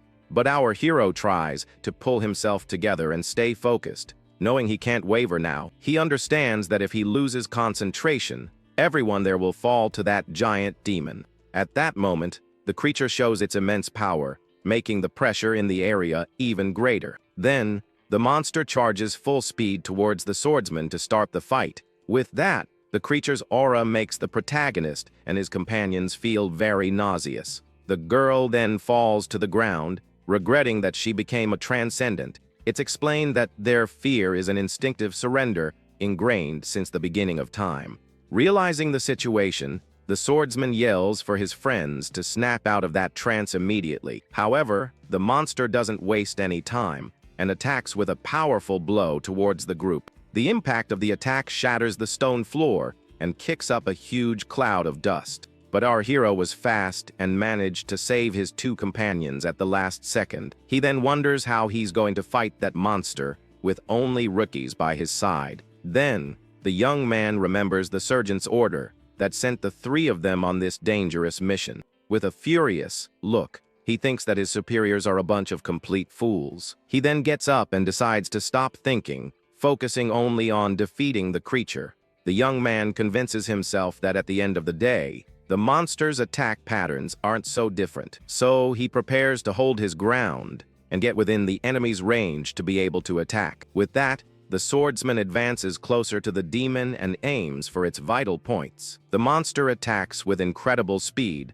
and the swordsman tries to defend against the blow, but he realizes his attack had no effect on the creature in front of him. With that, the demon attacks with a powerful strike, sending the young man flying. The protagonist flies through the air and hits the ground hard, getting badly hurt from the impact. He thinks his attack was perfect, but even so, he couldn't cut through the monster's skin. Down and injured, the young man wonders how he's going to defeat that thing. Then he remembers a deserting soldier and his sword with a strange design. The scene shows a dark-skinned elf showing off the weapon with a very confident smile. The soldier from the past says that a friend named Leo drew that on the sword for him. Back in the present, our hero is shocked as he understands the whole situation. He realizes that soldier didn't desert like everyone at the fort thought. The young man understands that the deserter was defeated, and the monster absorbed his strength. The deserter's sword is shown shattering tough defenses with ease in a vision. It's revealed that for a demon used to battles, and even worse things, the squad of transcendents with zero combat experience is quite weak. The creature was just using them to relieve its long-held boredom. Then, the monster forms a large rock in its hand and prepares to attack again. Then it hurls a shower of sharp rocks toward the group of heroes. The new mage and the small dwarf are hit and thrown far away by the impact. With that, the two of them fall to the ground, seriously injured and unable to move. The monster watches the swordsman, who struggles to get up from the ground. Without wasting time, the creature charges full speed towards the fallen young man. It continues its powerful charge with the goal of taking out the protagonist. The two rookies watch in despair, and the elf girl laments the situation, but the new mage decides to act and begins to cast a dark magic spell. With that, the spell, Throne of Eternal Sleep, traps the creature with shadow chains. It's explained that just like archery, magic also requires a high level of concentration. Because of this, a spell cast while paralyzed by fear simply can't work properly, and the demon breaks the chains with ease. The creature then lets out a furious roar and glares at the two mages from a distance. The small dwarf looks at the scene and realizes this is an opponent they cannot defeat. The elf girl also comes to the same conclusion and is completely devastated by the situation. Seeing its chance, the monster charges full speed towards the two rookies on the battlefield. But our hero appears and manages to block the creature's attack with his sword. The young man thinks that he tried to cut the monster, but its skin is so tough he can only defend. The creature gives no rest and prepares an attack from above to crush the swordsman. The demon then attacks with a powerful punch that opens a crater in the stone floor. With the force of the impact, the protagonist is thrown back once again with no chance to react. On the ground, he realizes the power difference and thinks that to get through that thing's neck, its weakest point and the sword's strongest point need to line up perfectly. To have even the slightest chance of victory, their strategy needs to be perfect. But right now, the group is cornered and without many attack options. So the swordsman yells at his friends, asking if they want to be defeated there. He says that if they don't help him now, the whole group will go down without a fight. And with that, the troops waiting outside will also be completely wiped out. The young man asks them to think of nothing else and focus only on defeating the monster. With a serious look, the two rookies concentrate completely on the enemy before them. The protagonist then says that the worst that can happen is they all fall in battle. Their leader's words, spoken calmly and with a tone of resignation, actually made the new mage named Swan feel much calmer. She then remembers that to restrain a demon of that level, the only option is the Kalastrutra spell, but the spell's binding force gets weaker the farther it is from the ground. So when the monster's head is close to the ground, she needs to use all her mana. The swordsman thinks that it's hard to hit a stationary target, let alone one that moves quickly. The girl stays silent for a moment, thinking of a solution to the big problem. Suddenly, the elf girl has an idea and decides to test a very risky hypothesis. She understands that if inertia increases, the momentum that needs to be controlled also increases. With this, the mage asks the dwarf to cast a buff on just one of the enemy's legs. She yells that they have no other choice and asks her friend to hurry up with the spell. Without understanding, the small mage obeys, and the creature charges forward for another powerful attack. The small dwarf then decides to trust his friend and prepares to cast the spell. With that, he uses a physical strength enhancement buff with all the energy he has left. The magic hits the creature's leg head on, making it glow with a blue aura of power. At the same time, the new mage concentrates and waits for the perfect moment to cast her spell. With its lead strengthened, the monster tries to jump but ends up losing all its balance in mid-air. The creature is completely shocked not understanding what's happening to its body.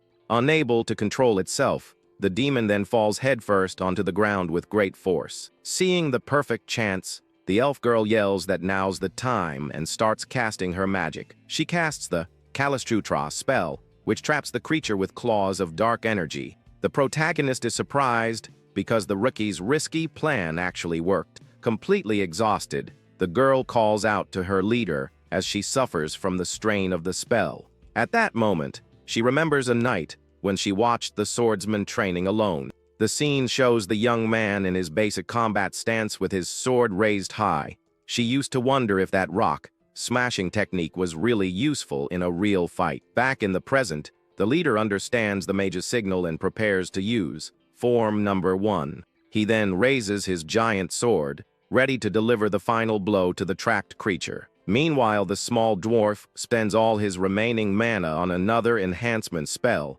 but this time, the strength buff goes entirely to our protagonist for the final attack. Impressed, the young man says he takes back what he said about them being just useless rookies. Then, empowered, he readies his technique and calls out his friends' names for the attack. The young man says that to have even the slightest chance of victory, their strategy needs to be perfect. With that, he praises his friends and prepares his basic sword technique for the final blow. The two rookies use all the energy they have left and yell with effort from the attack.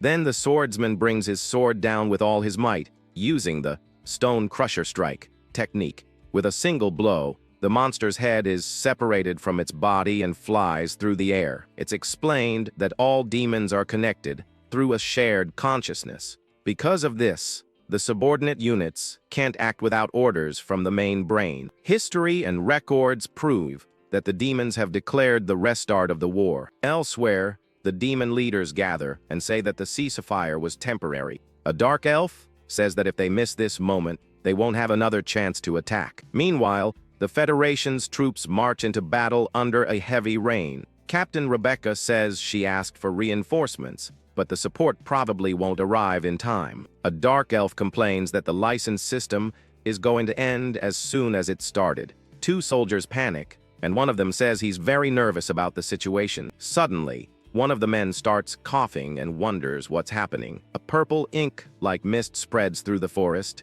and passes the Federation's zone. An officer then desperately yells for all the soldiers to put on their protective masks. Even with the masks, the men are disgusted by that strange mist in the air. A canteen falls into a purple puddle and starts to bubble, showing that the liquid is dangerous. A soldier is then attacked by a slime monster that suddenly emerges from the ground. The soldier is caught by surprise and ends up being grabbed by one of those slime creatures. Next, monsters that look like giant lizards emerge from the mist, attacking the soldiers. In desperation, the commander yells for the infantry to form a defense phalanx immediately. With that, the frontline soldiers create a barrier with their shields and get ready. But a woman with wings appears from the sky and attacks one of the creatures with her sharp sword. She flies at high speed and aims for the monster's head for a quick and precise strike. With a precise movement, the warrior manages to easily slice off the creature's nose. Then she yells to the other soldiers that if they cut off their noses, the creatures will lose their sense of direction. Following the orders, the other soldiers begin to attack the monster's noses in the battle. It's explained that these demons rely heavily on their sense of smell and get disoriented without their noses. Just when the battle seemed won, two giant monsters emerge in the middle of the battlefield. A soldier screams in fear, saying that two huge creatures appeared there out of nowhere. The commander gets worried and says they have even less time than he had imagined. With that, he orders the Hapian squad to attack the monster on the left with everything they've got. At the same time, he tells the archers to focus all their attacks on the monster on the right. The arrows hit the creature, but don't seem to cause much damage to its thick hide. Even so, the monsters feel the attacks, and the defensive line begins to break. One of the giants raises its paw with sharp claws, ready to crush the soldiers. The creature attacks with a powerful blow and destroys part of the barrier with its strength. One of the mages in the rear is hit and ends up being dragged away by the monster's attack. An earth spell creates sharp stakes that rise from the ground to impale the enemies, but the white-haired mage manages to hold back the giant monster with his bare hands. Our hero then yells that he'll take care of the creatures and tells the others to use the ink mist. With that, the elf snaps out of his trance and remembers he needs to use the mist in the holes. The mage then prepares to cast the Vincent Savant spell with all his energy. He remembers that the sergeant sent only the 3 transcendents to the front line. With that, the elf releases a powerful wave of purple energy that spreads across the field. The group's leader says that after learning the attack pattern, responding is very easy, because the monsters instinctively react and defend against long-range attacks. So the young man realizes he just needs to get close to land a clean hit. His plan is to get close enough to cut the creatures down with a single attack. With that, the swordsman charges forward and cuts one of the giant monsters in half with his sword. Meanwhile, the rain continues to fall heavily on the blood-soaked battlefield. The 2 winged warriors prepare in the air and cross their swords for a combined attack. They then dive down and cut the second giant monster with an X-shaped strike. With that, the 2 warriors announce that both creatures have been successfully neutralized. The group leader then informs them that the combat is over and they will now cross the black bar. But the white-haired mage feels useless and thinks he couldn't do anything in the fight. The winged commander warns that after the black bar, it's officially demon territory. The young elf remains shaken as the group cautiously advances into the blood zone. The soldiers obey their orders as they cross the dangerous, rocky enemy territory. Just then, an elf in the rear guard notices she was wounded by shrapnel from the previous battle. She then uses healing magic on herself and complains that she didn't want to get a scar, but the winged commander scolds her and tells her to focus on healing the wounded fighters. Suddenly, a warrior in heavy armor is attacked by one of those lizard creatures. Unfazed, the woman fights back and destroys the monster with a single, extremely powerful punch. She then looks back with a very annoyed expression at the failure in the defensive line. The warrior scolds a soldier for letting the creature get past him and reach her. Watching the scene, the winged commander thinks that the attack team's composition isn't bad. However, she realizes that the effects of the ink mist are lowering everyone's stats. Even though she's far from the main brain, the leader understands that victory depends on the 3 transcendents. At that moment, another winged warrior spots the blood zone and points the group in the right direction. But a soldier yells in desperation because a swarm of demons is attacking from the rear. The commander then orders all the blue mages to prepare the World Tree spell. With that, the mages unite and begin to cast a large area of effect defense spell. The magic creates roots of blue energy that spread across the field and protect the soldiers. Then the leader orders everyone to block the demons. Access based on the phalanx formation. The roots of the magic tree move and trap the creatures trying to advance on the troops. The commander then turns to the protagonist, and he confirms that he understood her orders. She warns him that the defense won't last long, and the young man says he is aware of the situation. The commander yells for the mages to use all their mana on heals and buffs for the transcendents. She then asks if the 3 of them are ready, and they confirm with a war cry. With that, the leader tells the trio to advance, and they enter the darkness of the blood zone. The 3 youths' weapons glow brightly to light the way in the dark place. At that moment, the protagonist's sword activates its red cloud's breath function. The young man announces that his weapon's defense function has been activated to protect the group. He explains that the weapon's light will serve as a lantern and asks everyone to stay close to him. The white-haired mage responds, stammering, as he is still very shaken by the situation. The small dwarf is also terrified by the darkness and the pressure of that sinister place. But the trio's leader stays focused and thinks that in the end, this battle is his to fight. He understands that he needs to handle everything himself to protect his inexperienced friends. It's explained that he's in a terrible situation, leading rookies against the final enemy. The elf asks if there are no demons there, as the place is strangely quiet. The protagonist explains that the blood zone is the lair of the main brain's host. Because of this, That place is extremely protected, and no one can enter without permission. Suddenly, a giant monster with sharp teeth and a purple eye appears in front of them. The group leader then finishes his sentence, saying that's why the hosts are always alone. The two rookies are completely paralyzed with fear by the presence of that creature. The small dwarf starts to cry and says the monster is only a little bigger than the others, but the overwhelming pressure that the demon emanates shows that its power is much greater. The demon then unleashes all its power,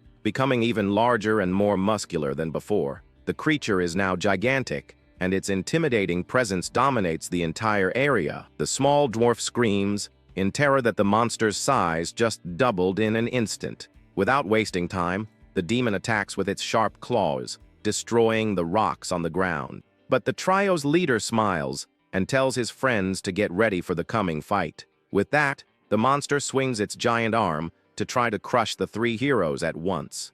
Our hero then gets into position and prepares to defend against the blow with his greatsword. The impact of the attack is brutal and sends a shower of rock shards against the swordsman. Even with the immense force, he manages to hold back the blow, protecting his two companions. The creature is surprised to see that a mere human managed to stop its powerful attack. Then the young man unleashes a wave of energy and manages to repel the monster, sending them all flying, down and injured. The protagonist breathes with difficulty, but doesn't give up the fight. The white-haired mage is shocked and says, what his leader just did is unbelievable. The small dwarf also can't believe it, and stammers upon seeing that the great demon was pushed back. The swordsman remains on the ground, catching his breath after that superhuman effort. Suddenly, a strange piece of the monster's body falls to the ground in front of the group of heroes. The trio's leader then gets up and approaches to check what that item on the ground is. With a dagger, he cuts the organ, and a golden liquid starts to drip from inside it. It's explained that this is a Grothan's rib, a rare organ from high-level demons. The two rookies instinctively feel the powerful energy emanating from that special rib. The protagonist then tells himself that he needs to eat that rib no matter what. Without hesitation, he takes a big bite and swallows a piece of the demonic organ in front of him. It's explained that the resonance of that special part creates an uncontrollable desire in a person. Because of this, whoever has a compatible wavelength feels an urge to chew and swallow it. The rib's energy spreads throughout his body like a powerful electric current. He then realizes that this isn't a simple digestion like he initially thought. With a smile, the young man understands that this is actually a union of power with the rib. A dark and powerful aura surrounds his body, and he tests his newly acquired strength. The two rookies are completely shocked by their leader's demonstration of power. He stands up, and his presence is now much more imposing and stronger than before. It's explained that the proteins from the rib amplified his power to his body's limit. This means that the swordsman's combat power just tripled in a few seconds.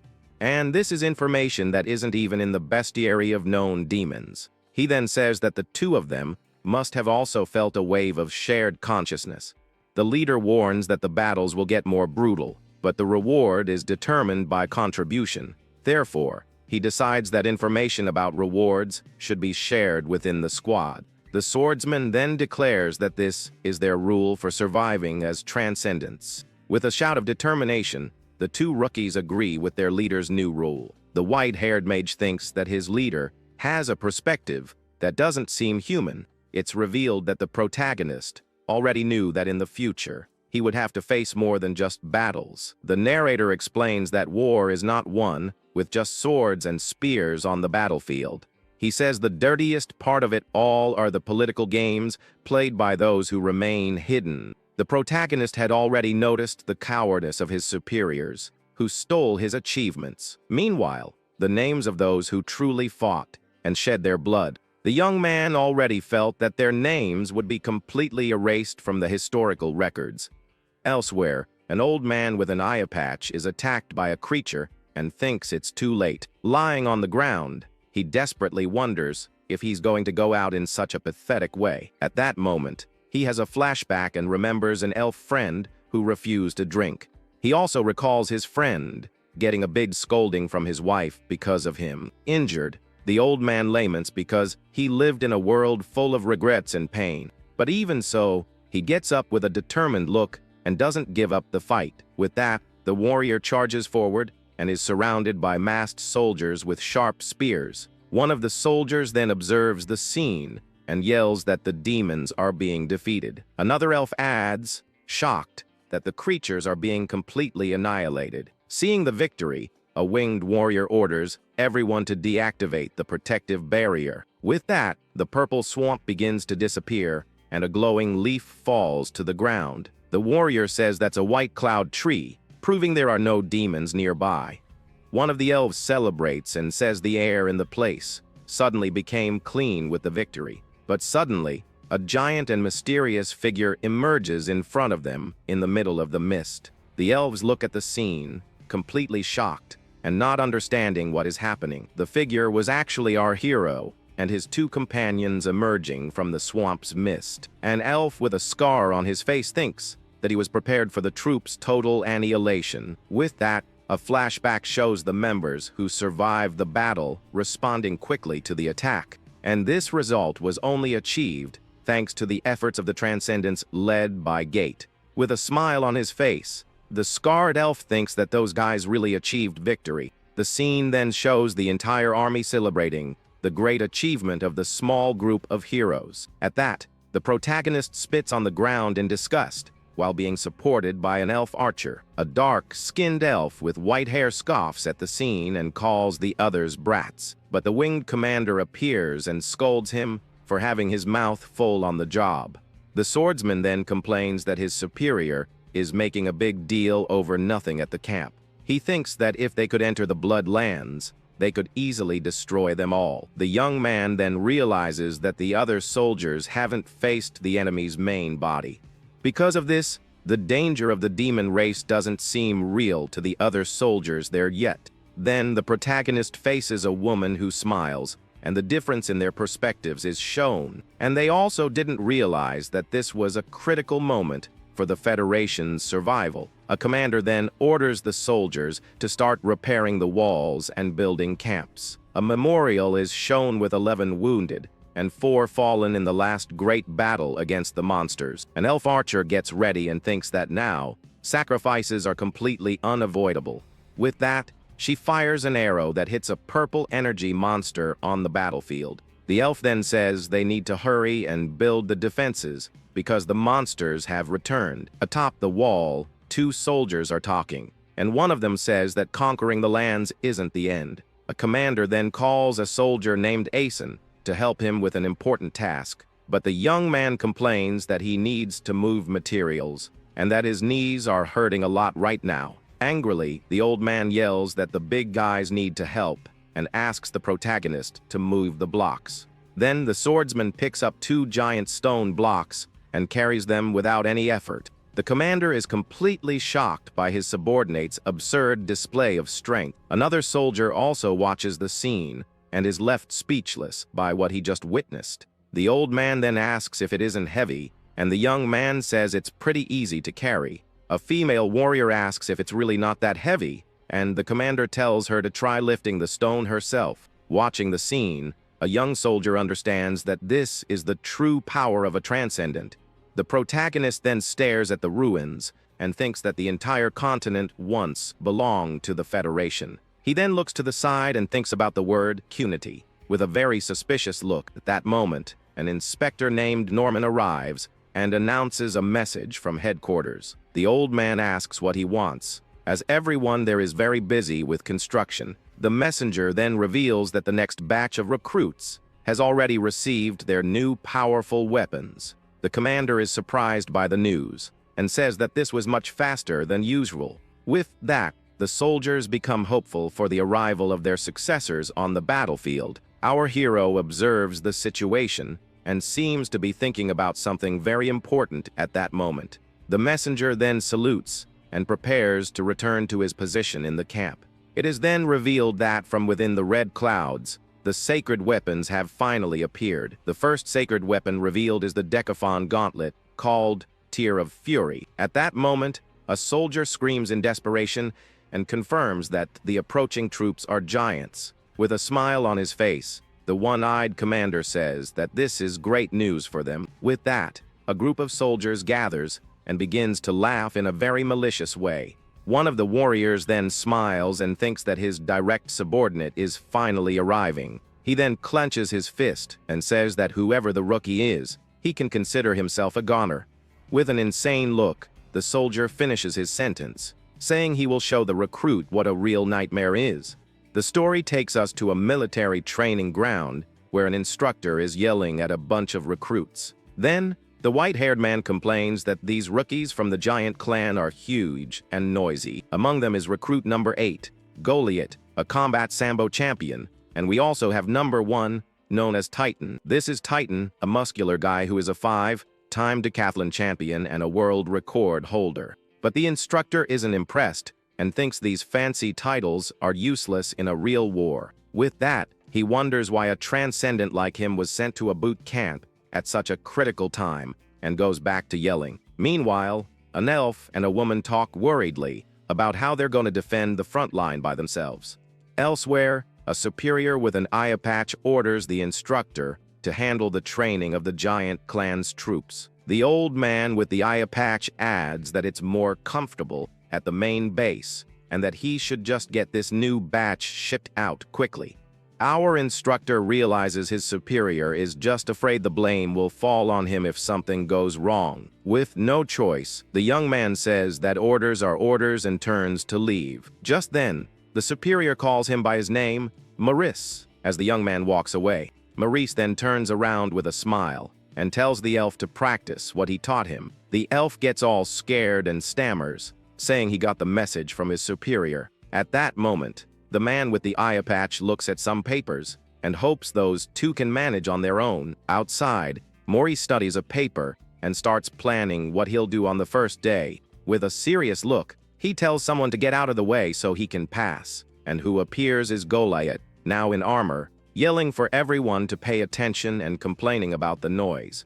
She explains that the first day was supposed to be for rest, but a situation came up, and they'll have to do the exams now. The instructor then reveals that one of them will lift the Deca weapon and become a transcendent. The recruits get confused and start whispering about what this Deca weapon and transcendent could be. The woman then announces that the others will be sent to nearby units and must uphold the clan's honor. Maurice watches everything and thinks she's doing well, remembering that she practiced every night. He then sees a superior officer named Drenane, who looks worn out, and asks to be put out of his misery. This elf was transferred to the kitchen and is crying because the giant clan members eat too much. In desperation, he grabs Maurice, saying he'd rather fight demons than cook for 22 hours a day. Maurice then notices a cafeteria officer dragging a cook who tried to hide to avoid working. After that, an instructor tells everyone to form lines for the physical exam in the order their names are called.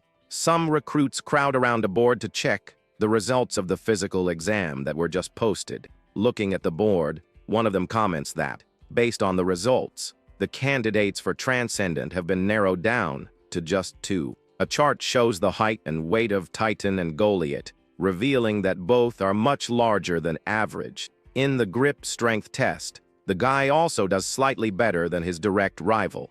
And even in the stone carrying challenge, the big guy manages to do more reps than Goliath. So, one of the recruits concludes that the two competitors are basically at the same power level. Meanwhile, Goliath is remembered as the great combat sambo champion in the open weight category. This gets the other recruits excited, wondering who will win the great showdown of the century. Recruit number 1 looks very serious and confident as he listens to the other soldiers' comments. A colleague tells the young woman that they're talking about her, but the fighter simply says to ignore them. However, one specific recruit gets annoyed because he thinks he and that other guy are in different leagues. Angrily, the man then walks toward the champion's group with a not so friendly look on his face. He then extends his bandaged hand to greet the girl, who watches him carefully. Next, the guy asks if she's Goliath and introduces himself with a confident smile on his face.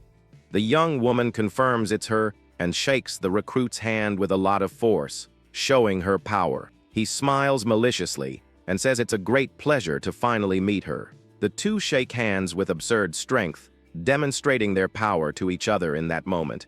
One of the recruits watching the scene is surprised by the intensity of that handshake. Just then, the man asks what it's like to make money by getting paid to get beat up in exhibition matches. The girl becomes furious with the taunt and mentally curses the guy out because of the comment, but the recruit just laughs and says she handles the pain of that handshake very well. At that moment, another soldier appears to try and separate the two who were fighting on the first day. However, the provoker grabs his colleague and threatens him, telling him not to buzz around him or he'll get squashed. The fighter then warns him that if they were in a cage, he wouldn't even be able to move. The man just laughs scornfully at her threat and agrees in a very ironic way with her. He then turns and walks away with his group, leaving a very angry Goliath behind. Just then, a recruit named Baba comments that the guy seems disgusting and has a terrible personality. The bald guy says he's seen her fight and asks if she can sign his underwear, but she immediately refuses. He then suggests that she take that guy down during the next fight in the trench. The young woman becomes thoughtful at the suggestion and seems to consider the idea of fighting in the trench. Baba soon changes the subject to sweets, and the girl thinks that he talks too much for someone like him. Outside, an instructor makes the last call for anyone who needs to change their uniform size. In the repair room, Senior Officer Bronson talks to Morris about the new recruit uniforms. The young man agrees that with two celebrities enlisting, the superiors must have put in a lot of effort. He then remembers that his boss told the humans and dwarves to grab anything that fit. Then night falls, and a lights out warning is given throughout the camp for the recruits. In the barracks, the giant clan members complain that the sleeping bags are too tight.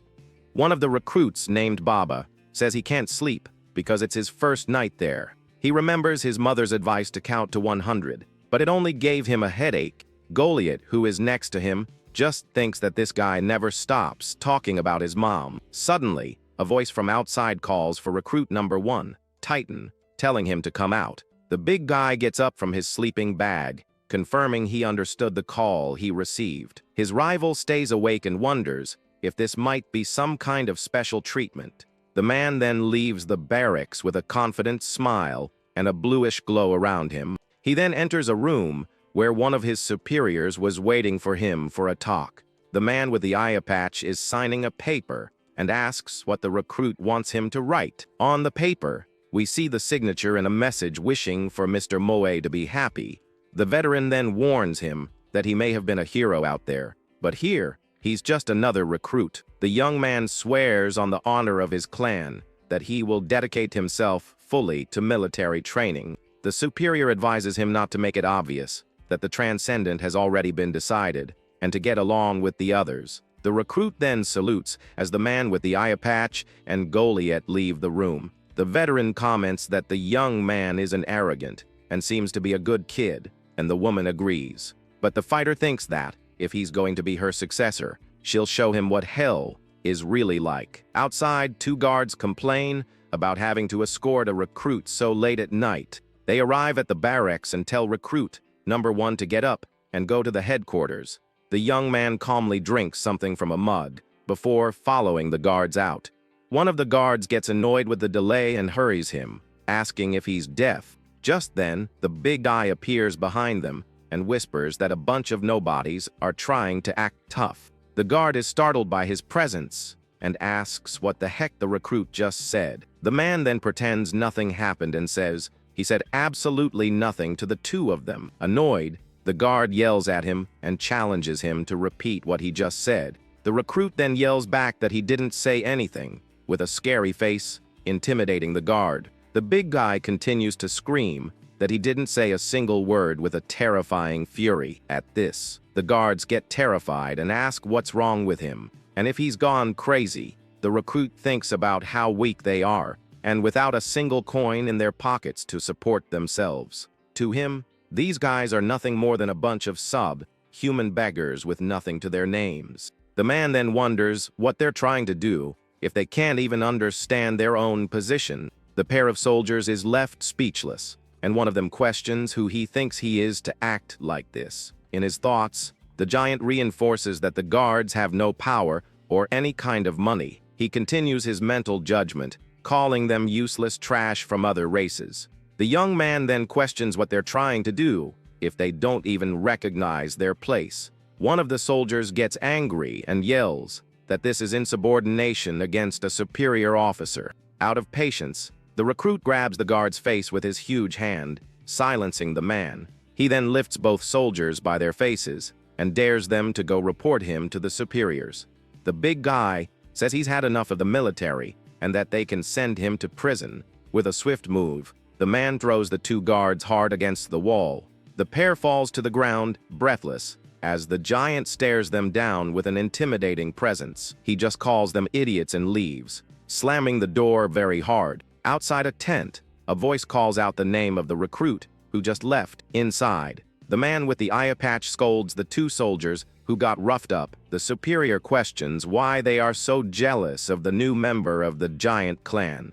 The two soldiers are speechless as their boss asks if they have an inferiority complex. An explanation reveals that the giant clan is rare and very valuable to the army for their skills. Then the man with the eye patch tells the two to get out of his sight as the big guy watches everything. Just then, a barrack mate asks the giant what he's up to, and he denies it. With a sly smile, the recruit says he has a feeling things are about to get interesting. Far away in Groton, the elf practices his magic and wonders how his officer is doing. Meanwhile, at the main camp, Geit sees Baba, a giant recruit, hit his head on the door. In the cafeteria line, the big guy asks for more food, but the cook tells him to get lost. At that moment, Goliath appears and authoritatively tells the cook to hand her the ladle. The fighter then takes the ladle and serves herself an absurd amount of food on her tray. The cook is shocked by the scene and calls her a greedy fatty as she serves herself. Maurice asks a recruit about the things on his head, and he explains they are spider webs. With that, the instructor comments that being big has its disadvantages, but the recruit thinks there's a reason for it. Just then, two recruits comment on the instructor's fame, who took down two enemies at once, but one of them wonders why he is still just a senior officer and speculates about promotions. Hearing the conversation, Maurice sarcastically says that triple the pay and a lifetime pension aren't merits. The soldiers then debate the reliability of the pension but agree that the triple pay is a fact. They start discussing becoming a transcendent, and one of them says it's not for just anyone. Annoyed by the conversation, Titan stands up and ends up knocking over his colleagues' food trays. He then tells the two to clean up the mess themselves and walks away with a serious look on his face. The two recruits are left behind, not knowing what to do with the food spilled on the room's floor. From a distance, Baba watches the big guy leave and calls him a punk for his arrogant and rude attitude. Next, the bald recruit offers to take the trays, saying he was leaving anyway. His colleague Goliath questions him, saying he's too nice for cleaning up another recruit's mess. The fighter thinks for a moment and realizes that her colleague's accent is very different. Outside, an instructor announces that the next exercise will be pillar planting on site. Goliath explains that the task is to hit the demon-faced targets embedded in the cliff. She adds that they saw recruit number 1 demonstrate and that they should do exactly as he did. One of the recruits is warned to be careful, as accidents happen every year in that place. The instructor yells that the targets are close and wonders how no one can hit them. Then, recruit number 8 is called and prepares, lifting a huge pillar without difficulty. With a war cry, the young woman hurls the pillar with absurd force toward the target. The pillar hits the center of the target with a devastating impact, shattering the stone wall. The other recruits are impressed by the scene and realize that it was actually possible. Titan, watching from a distance, gives a slight smile, seeming challenged by her strength. Baba then compliments Goliath's throw and asks where she's from because of her accent. He says he's from the north and asks if his accent is sexy, but she tells him to knock it off. The young woman asks if the north isn't where the Corona plague was currently spreading. The bald guy brags that his clan is immune to plagues, and that only inferior humans succumb. Goliath then questions if there really is a giant clan settlement in the place he mentioned. He gets flustered and says there are a good number of them there, and then he's called for the exercise. Then, recruit number 15 gets ready for his throw, lifting a giant pillar. With a powerful thrust, the big guy launches the pillar with all his might toward the target, but the throw goes wide, and the pillar looks tiny as it flies aimlessly through the sky. The instructor gets annoyed and asks if this is some kind of protest, and why he didn't even try to hit it. Just then, 2 recruits comment that in the end, only Goliath and Titan managed to hit the target. The big guy then smiles with contempt and calls all the other recruits idiots. The superior orders the recruit, who threw a tantrum, to sing a song, and he promptly accepts the order. The man then begins to sing a song about missing his dear mother. He continues the song, saying he's a terrible singer and calling himself a mama's boy. Titan finds the scene pathetic while the other recruits boo their colleague's performance. One of the recruits then comments to his friend how that giant is a total jerk. Far away, a guard complains that his boss, Moe, doesn't believe a word they say. The 2 soldiers agree that the giants are a closed-off group, and they just need to survive for 6 weeks. Suddenly, Titan appears at the door and surprises the 2 guards who were talking by themselves. He taunts them, asking why he hasn't been sent to prison yet, and if they ratted him out. One of the guards becomes furious and curses at the giant for his arrogant and mocking attitude. Elsewhere, Maurice carries a heavy bag and complains that his superior should be doing the work. The white-haired instructor then stops for a moment, sensing that something strange is happening. He turns around and sees Titan sitting on a staircase with another recruit beside him, and to his surprise, the 2 guards from before are tied up and shirtless, looking injured. The giant then dries himself with a towel, with the 2 tied up and fallen soldiers behind him. The scene cuts back to the recruits, commenting on the instructor's fame as a transcendent. At that, the giant gives a sinister and malicious smile as he watches the situation unfold. Maurice then approaches and asks what they are doing and why the guards are shirtless. One of the soldiers points at the giant and accuses him of being responsible for this whole mess. The big guy tries to hold back his laughter with a hand over his mouth, finding the whole situation very amusing. He then stands up and faces the instructor, saying he's heard a lot about him. The man introduces himself as Titan and says he came to introduce himself since he'll be joining the Transcendent Force. The instructor just stares at him with a serious look, his yellow eyes glowing intensely. The giant then extends his hand for a handshake, with the senior officer present there. With a confident smile, he says he's going to assess just how strong this so-called transcendent is. The 2 shake hands, and a powerful energy is released at the moment of their greeting. The big guy applies immense force, trying to crush the instructor's hand, who kneels. But the man is surprised because the officer doesn't seem to be reacting to his show of power. The silver-haired young man then calmly asks what he thinks he's doing there. He stares at him with a sinister smile, his yellow eyes glowing menacingly.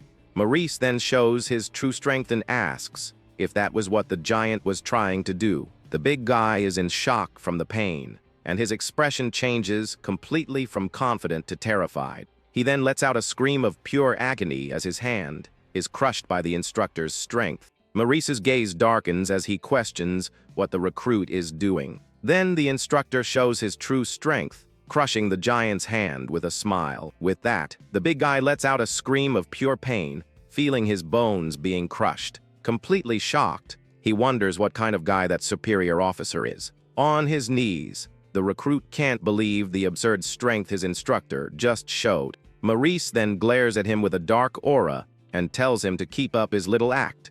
The giant begs with a tearful voice for his superior to finally let him go, but the officer just scoffs, telling him to keep showing off, while the other one screams. Breaking out in a cold sweat, the recruit pleads to be let go because he can't take the pain anymore. After a while, the white-haired man releases the rookie, who falls to the ground, drained of strength. The veteran then explains that when people flatter him, he thinks he's the big shot.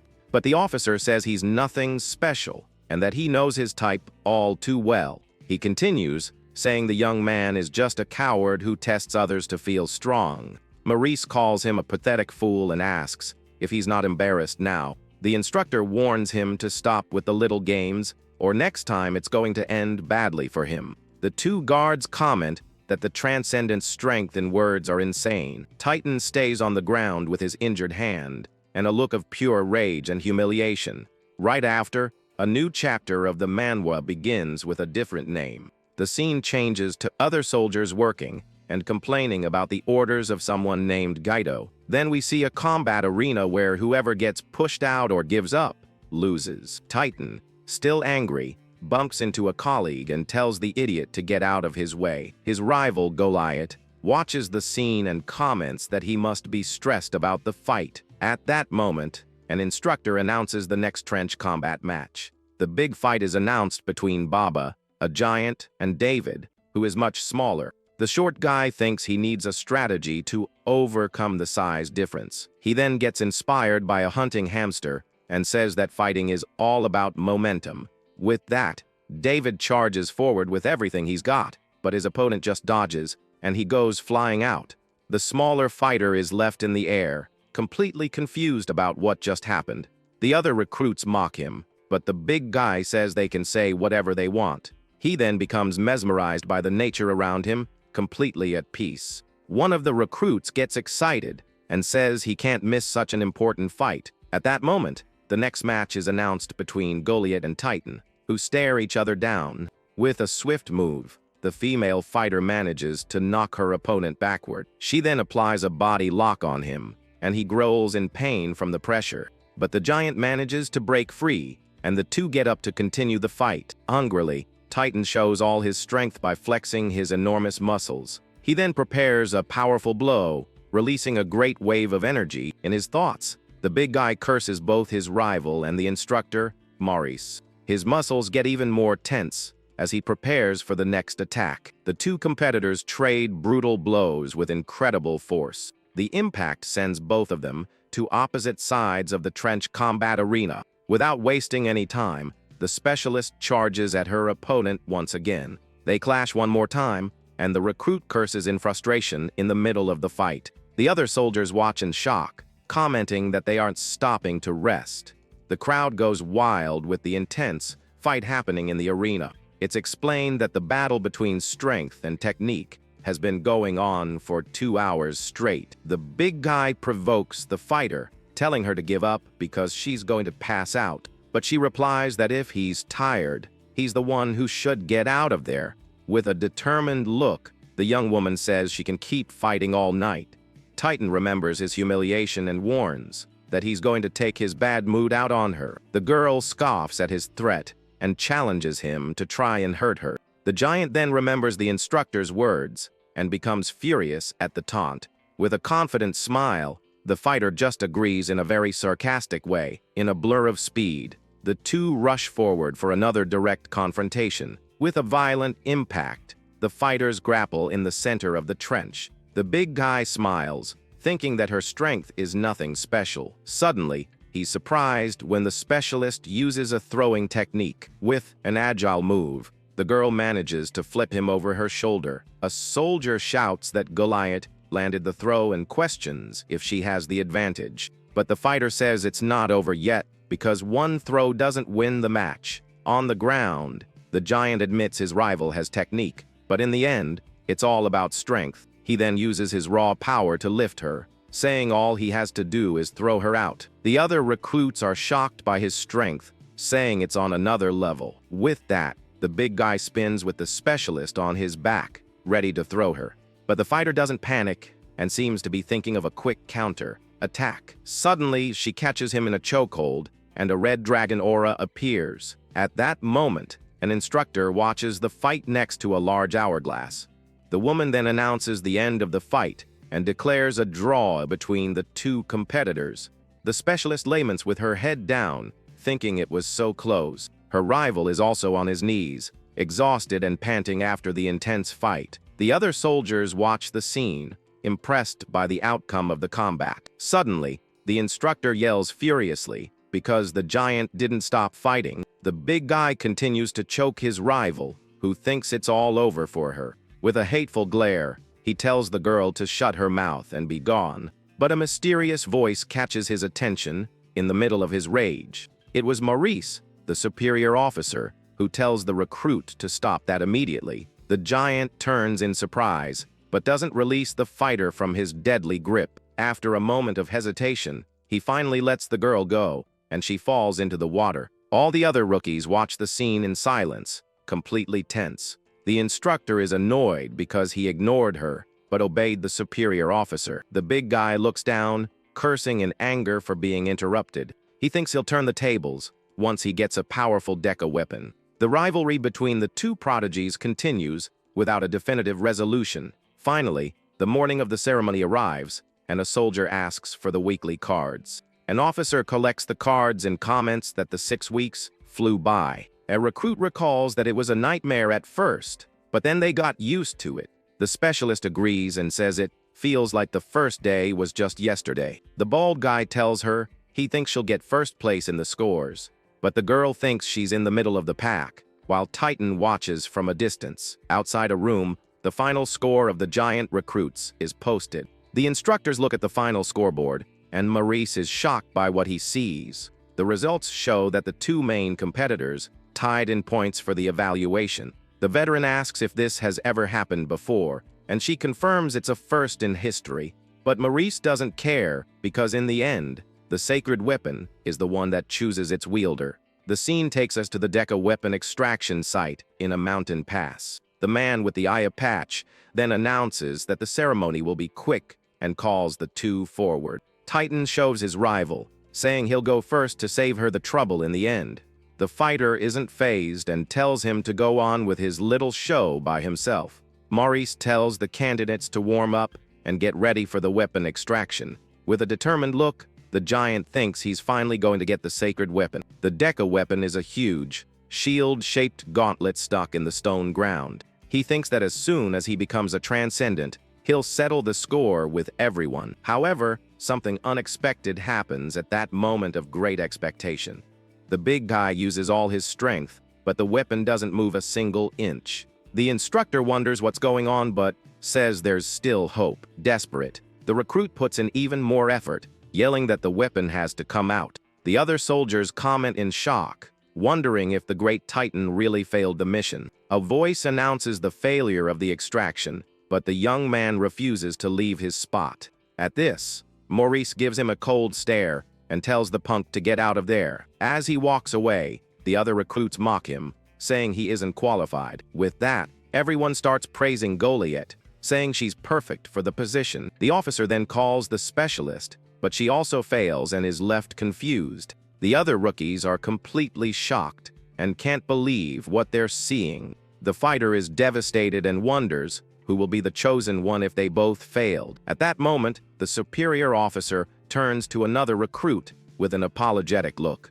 One of the soldiers remembers a rare rule about extra points for taking down a demon. The scene shows a flashback of recruit number 15 getting ready for a throw. He then throws the stone pillar with all his might, but completely misses the target. At that moment, the big guy had just made his clumsy throw, and it's revealed that his pillar ended up hitting a wild demon by accident. Maurice is shocked by the revelation and looks at the scoreboard, completely surprised. With the extra points, recruit number 15 reaches the minimum score for extraction. The veteran then calls the young man forward, and he is totally confused. Bobo is bewildered and stammers as he presents himself for the extraction ceremony. The man with the eye patch then orders him to attempt the extraction of the sacred weapon. One of the soldiers doubts that the weapon would choose a spoiled guy like him. The bald guy then approaches the weapon with a serious and determined expression. He closes his eyes and concentrates fully before trying to grab the weapon. At that moment, he has a flashback to when he was just a baby in the snow. The young boy was abandoned in a basket on a cold and lonely night. A woman found him and wondered who could abandon such a small baby. She picked him up and noticed that he was smiling, not even crying from hunger or cold. The baby tried to babble the word, "Ba," and it melted the woman's heart. Older now, he remembers how his adoptive mother never let him go hungry. The scene shows the sick woman in her bed, apologizing for not being able to do more. Even though she's weak, she says she still wants to hear him call her Mum one more time.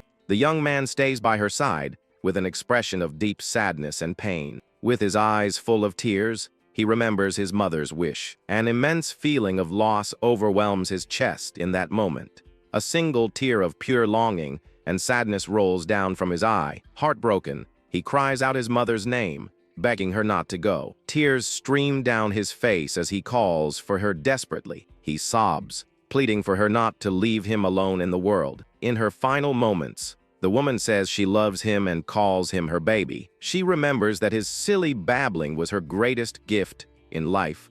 When he laughed, she felt like she had everything she needed in the world.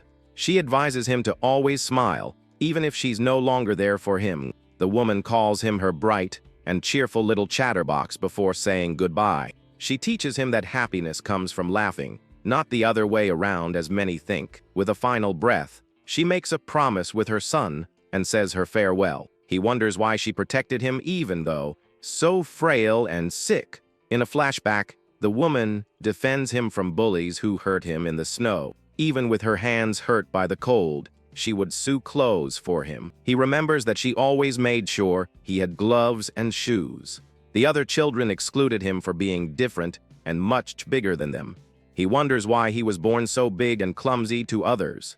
The young man also questions why he was so strong and resilient since he was a child. The scene shows his hair being cut with a knife by his mother. He remembers her coughing and sick, but always taking care of him with affection. The young man doesn't understand why she was so weak and he was so strong.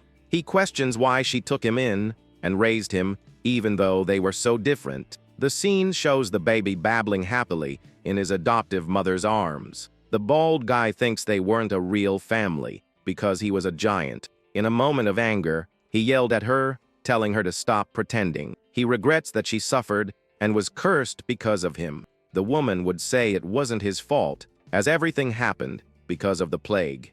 He doesn't understand why she did all of that if she was going to leave him alone in the world. In her last moments, she says that this might be her last day alive. He wonders why she would leave him alone after everything they've been through. With tears in his eyes, he thanks her for being his mother all this time. With that, he promises that he will smile every day to honor her memory. He says he will always smile when he thinks of her, no matter the situation. In a final request, he asks that in the next life, she be his mother again. He says goodbye to her at the grave and leaves flowers in her honor. The bald guy walks away from the grave and says farewell to his mother. Back in the present, a colleague comments that he's smiling to himself again. Another soldier asks what good thing happened for him to be smiling all the time. He replies that he doesn't smile because he's happy, but to feel happy. With a huge grin, he declares that he becomes happy because he always smiles. The instructors look at him, completely shocked by his attitude. Titan is shocked as a colleague, says the bald guy is smiling to himself again. Suddenly, the gauntlet of fury glows, and the weapon extraction is a success. With that, the mama's boy becomes the army's newest confirmed transcendent. Far away, Gate takes care of horses and thinks the next host will be a beast type. The swordsman then wonders if Maurice is following his orders properly. He thinks the squad needs to rank up fast to gain more influence. At that moment, a hand grips a piece of fabric tightly, preparing for a journey. Already in full armor, Baba says he's ready, but that the situation is strange. The group leader tells him to go on ahead because the carriage is cramped. The rookie agrees, and his superior thinks the travel bag looks small on him. The carriage then begins its long journey through a forest at night. Inside the transport, we see the rookie next to the leader while the others rest. The swordsman says they are traveling at night due to the urgency of the mission. The bald guy replies that he's fine and can't sleep with his superior awake. A bit awkwardly, the big guy asks the instructor if he can ask a question. The veteran corrects him, telling him to call him officer, and asks what he wants. The young man questions why an officer like him trained a group of only giants. Gate asks if he was offended, and the rookie desperately denies the accusation. The superior explains that no one knew the manual, and Moe practically forced him. He continues, saying that the headquarters will get farther and farther from the front. This means that neither he nor the rookie will return to the base until the end of the war. With that, they will never return to the enlistment headquarters again. The leader doesn't know if this is a good thing but welcomes Baba to the squad. With a smile, the giant thanks him and promises to do his best for the team. The swordsman just watches him with a serious look and says it's all right. In his thoughts, the veteran knows that the pressure from the demons will increase. The scene shows us some demons with a look of pure evil and fury, but he believes that the small squad from the Bloodlands will get stronger. The leader promises himself that he will secure his team's place in the army. With a determined look, he vows that their achievements on the battlefield will not be in vain. The bald guy is drooling while holding a large sack, seeming to be in a deep sleep. A small colleague scolds him for sleeping, while the veteran drives the cart. Baba then gets up and says he'll get it together, while the little one tells him to follow. They arrive at Groton Gop, and the giant comments on the bad air near enemy territory. It's revealed that the new transcendents, Gate and Baba, have arrived at the outpost. A map shows the Federation's advance, which is now in the recaptured area of Groton. A sentry log reports 3 high-class beast-type demons in the area. The scene then shows as the temporary camp on the Groton front line. In a room, the big guy is sitting awkwardly while a small elf folds a cloth. The giant asks if the little one needs help, but he says it's fine. With that, the bald guy continues to sit uncomfortably with the strange situation. A white-haired woman calls the little one, who says he will go to the temporary headquarters. But the elf asks him to wait, and the little one agrees to his superior's order.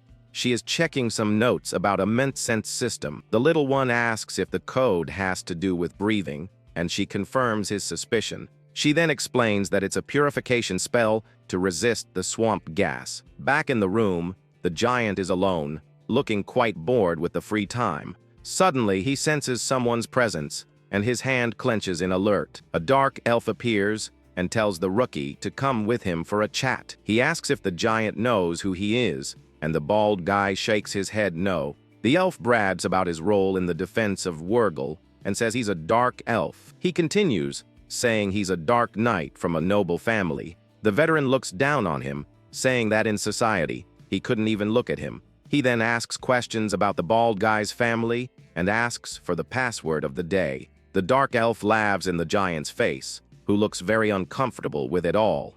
At that moment, they both sense a presence, and the elf pretends not to be scared. A voice calls the rookie, asking what he's doing there with a child. The superior puts him on wall repair duty, and he just agrees. He hands a small notebook to the elf, telling him to memorize the rules. The veteran explains that transcendents don't need handkerchiefs for the swamp.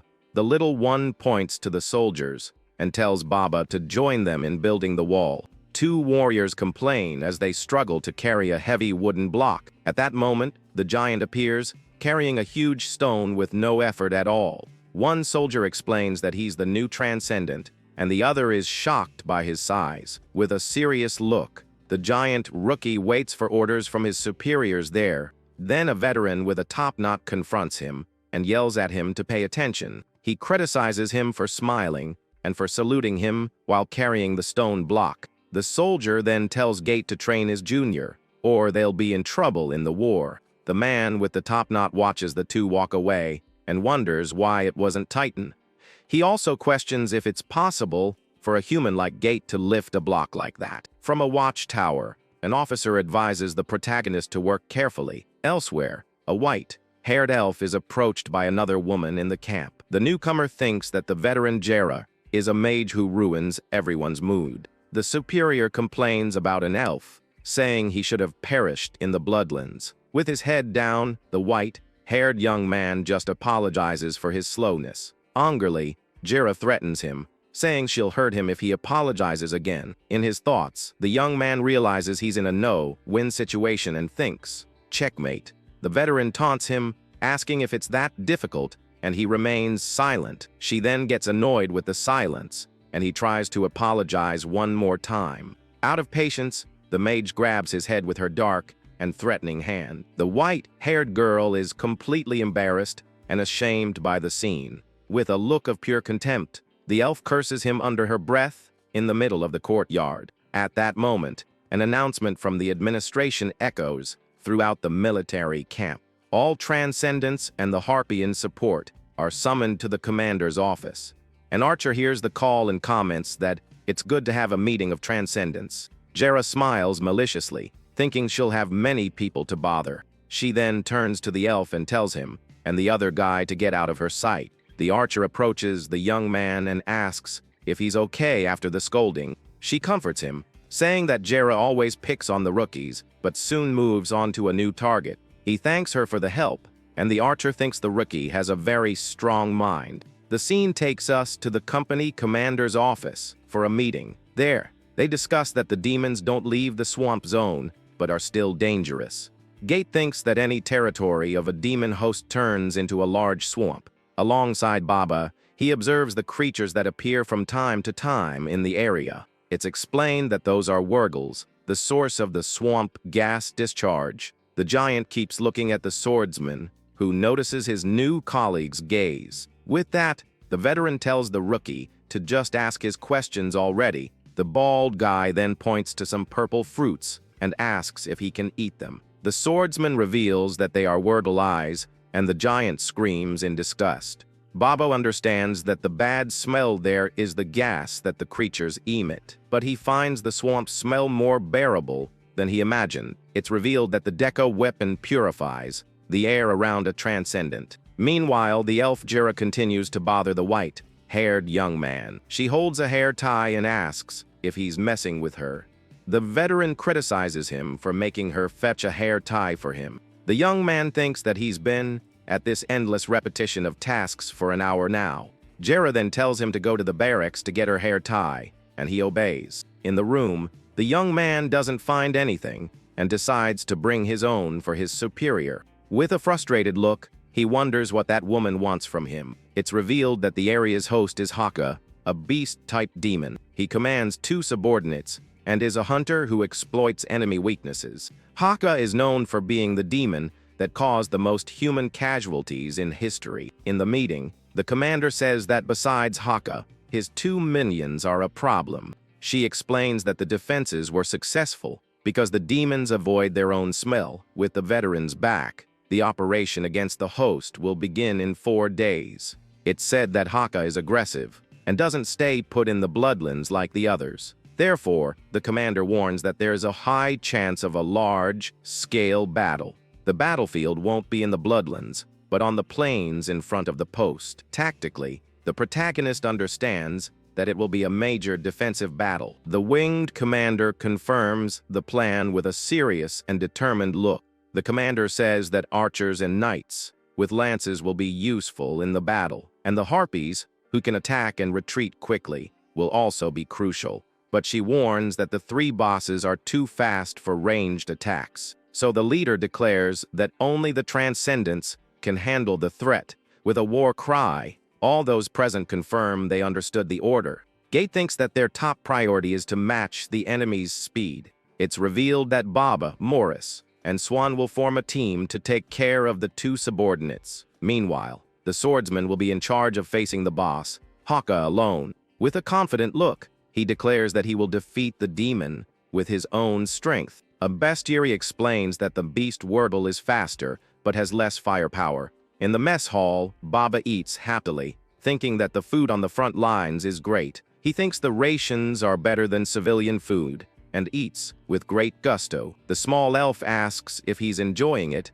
and the giant says it tastes homemade. Gate reminds him that he tried to eat a Wurgle eye, and Baba gets embarrassed. After the meal, they are ordered to assemble at the entrance to the Bloodlands. Over there, the swordsman explains that normal troops hate that dangerous place. He remembers that in the last battle, when they took down the host, the others vanished. The scene shows a flashback of the previous battle against the demon hordes. A diagram shows that taking down Groton ends the fight, but now it's different. It's explained that even if they take down Haka, only the smaller entities will disappear. The boss's 2 subordinates, named Jaga and Raka, will remain in the battle. The veteran warns that the 2 are not affected by their leader's demise. A soldier asks why not take down Haka first, and the swordsman smiles. With that, Gate says that's their job, and that they trained for this. The mage thinks that even though she's scared, she'll have to fight the powerful enemy. She then looks at Baba and wonders how he can be so calm. The young woman approaches him and asks if he's okay, or if something is bothering him. The giant doesn't understand. Since he has food, a bed, and a good salary in the army, he just complains that the soup is a bit tasteless, leaving the mage confused. Gate tells the others to get some sleep, because they will train to synchronize the next day. The commander sits at her desk to plan the strategy for the next battle. With a serious look, she thinks that the current situation is very delicate and dangerous. The swordsman talks with Captain Rebecca, asking for her help in the upcoming operation. He reminds her of her crucial role in the success of the operation 4 years ago. The commander thinks that Gate shouldn't end his career as a common soldier. Suddenly, a soldier enters the room and calls for the captain with urgency. The leader turns and asks what is happening at this time of night. With this, the Harpies are shocked, as they no longer need to worry about the gas. Outside, the small elf Morris begins to cast the purification spell. With his staff, he recites the magic words, Aroma Menthonasis Muse. The mint breath spell activates, creating a large wave of blue energy. The magic spreads throughout the camp, purifying the air for the soldiers. Everyone celebrates because they can breathe without the cloths, and the smell is pleasant. The captain observes the soldiers' relief and thinks about the psychological impact of this. Even with no time to prepare, she will use the spell to boost the troops' morale. The leader plans to motivate the soldiers before fear and anxiety can hit them. Get praises Morris for the good work, and the small elf responds with a high-es, "Sir." The young mage hopes that his help will contribute to his colleague's promotion. The captain takes flight under the full moon, preparing for the battle to come. She transforms into her harpy form with sharp talons and enormous wings. With a powerful cry, she gets the attention of all the troops in the camp. Everyone looks up at the sky as the leader flies majestically above them. She declares that the swamp gas can no longer stop them from advancing. The soldiers cheer, shouting that they can now breathe freely in battle. Ribel, leader of the Harpies' mobile platoon, observes the swamp's advance. He reports that the gas has crossed the walls and spread throughout the entire outpost. The captain is shocked and furious at the unexpected and alarming news. Atop the wall, 3 figures observe the advance of the purple, glowing gas. It's revealed that the swamp and the creatures have already breached the fortifications. A harpy points to a distant hill where the enemies are gathering. The 3 main demons, Haka and his 2 minions, are at the top of the hill. Rebel warns that at this rate, the temporary walls won't hold until dawn. With that, Captain Rebecca orders all soldiers to prepare for battle. She wonders what went wrong, as they were supposed to have 4 days of safety. It's explained that the mucus of the beast Wurgles is more abundant and less viscous. As a result, even inside the walls, the breathing conditions are not safe. Ribel confirms that the number of clots is fine, but they are wearing out. An archer orders all Federation forces to arm themselves and assemble. The veteran Harpy approaches the archer with a serious and worried look. He reminds her that she's not a transcendent and asks if she'll be okay without a cloth. The archer says she's fine because Morris cast a breathing spell on them. The veteran then calls for the small elf, who presents himself with an excited shout. He explains that the spell's algorithm needed testing on normal soldiers. The captain asks about the duration of the buff, and the small elf smiles confidently. He reveals that he used an organ resonance code to make the flow permanent. A diagram shows the hierarchy of the demons, with Haka at the top and the others below. Haka's 2 subordinates, Raka and Jaga, are shown with their eyes glowing. One of the demons roars with its sharp teeth, and drool drips from its mouth. The commander then orders the gates to be open for the battle to begin. The soldiers prepare with serious and determined expressions on their faces. With the gates open, the commander explains that the demons will enter the fortress. They will maintain a wing formation to surround the enemies that advance. The leader orders everyone to concentrate fire on the demons and destroy them completely. With a war cry, she declares that this will be the beast's graveyard. Raising her sword to the moon, she says that glory awaits them in battle. All the soldiers shout in unison, raising their weapons to the sky. The transcendents get ready, with Morris and Baba looking nervous about the situation. With a confident smile, Gate prepares with his sword and shield in hand. He then gives the order, and the large wooden gates begin to open. With the gates open, a horde of demons and Wurgles charges inside. The two large wolves, Haka and Jaga, face off, snarling in the middle of the battle. One of the wolves attacks with its huge fangs, drool dripping from its mouth. Behind them, the boss Haka roars with all his might, leading the attack. The horde of creatures advances with an impressive and terrifying speed. The battle begins with the harpies and soldiers fighting bravely against the monsters. The Federation forces in a wing formation fire upon the legion of demons. It's explained that the situation is favorable because everything is following the commander's tactics. An archer orders her comrades to adjust their aim and fire a volley. A shower of arrows flies through the sky towards the advancing enemies. A large Wurgle is hit by several arrows, but remains standing and roaring. A smaller creature charges to attack the archer, who prepares to defend herself. With a quick move, she uses her bow to strike the monster's head. She remembers her intense training, wondering what it means to draw a bow. A harpy flies at high speed, cutting down enemies with its talons and wings. Soldiers with shields form a barrier to hold back the creature's advance. The commander observes that more than half of the enemy force has already entered the fortress. She thinks it's the ideal moment for the Transcendents to advance in the battle. The leader then shouts the name of the special squad for them to begin their attack. With the order given, the group of heroes prepares to advance on the battlefield. Together, they run into the middle of the fight with a powerful war cry. The scene shows a top-down view of the battle with the heroes in the midst of the chaos. The swordsman cuts down enemies with his greatsword, clearing a path. Baba uses his Deca weapon to smash the creatures with his raw strength. Gate yells for the others to follow him, as he and Baba will clear the way. He reminds them that the priority is to get to Haka as quickly as possible. With the first advance successful, the team of heroes prepares for the next one. They leap together amidst a wave of dark and powerful energy. Outside the gate, they regroup, and Gate declares that the target is the boss. With a determined look, he yells for them to advance and hopes for the mission's success. From the wall, the archer watches the heroes advance and wishes for their victorious return. She worries about Baba, as this is his first real battle.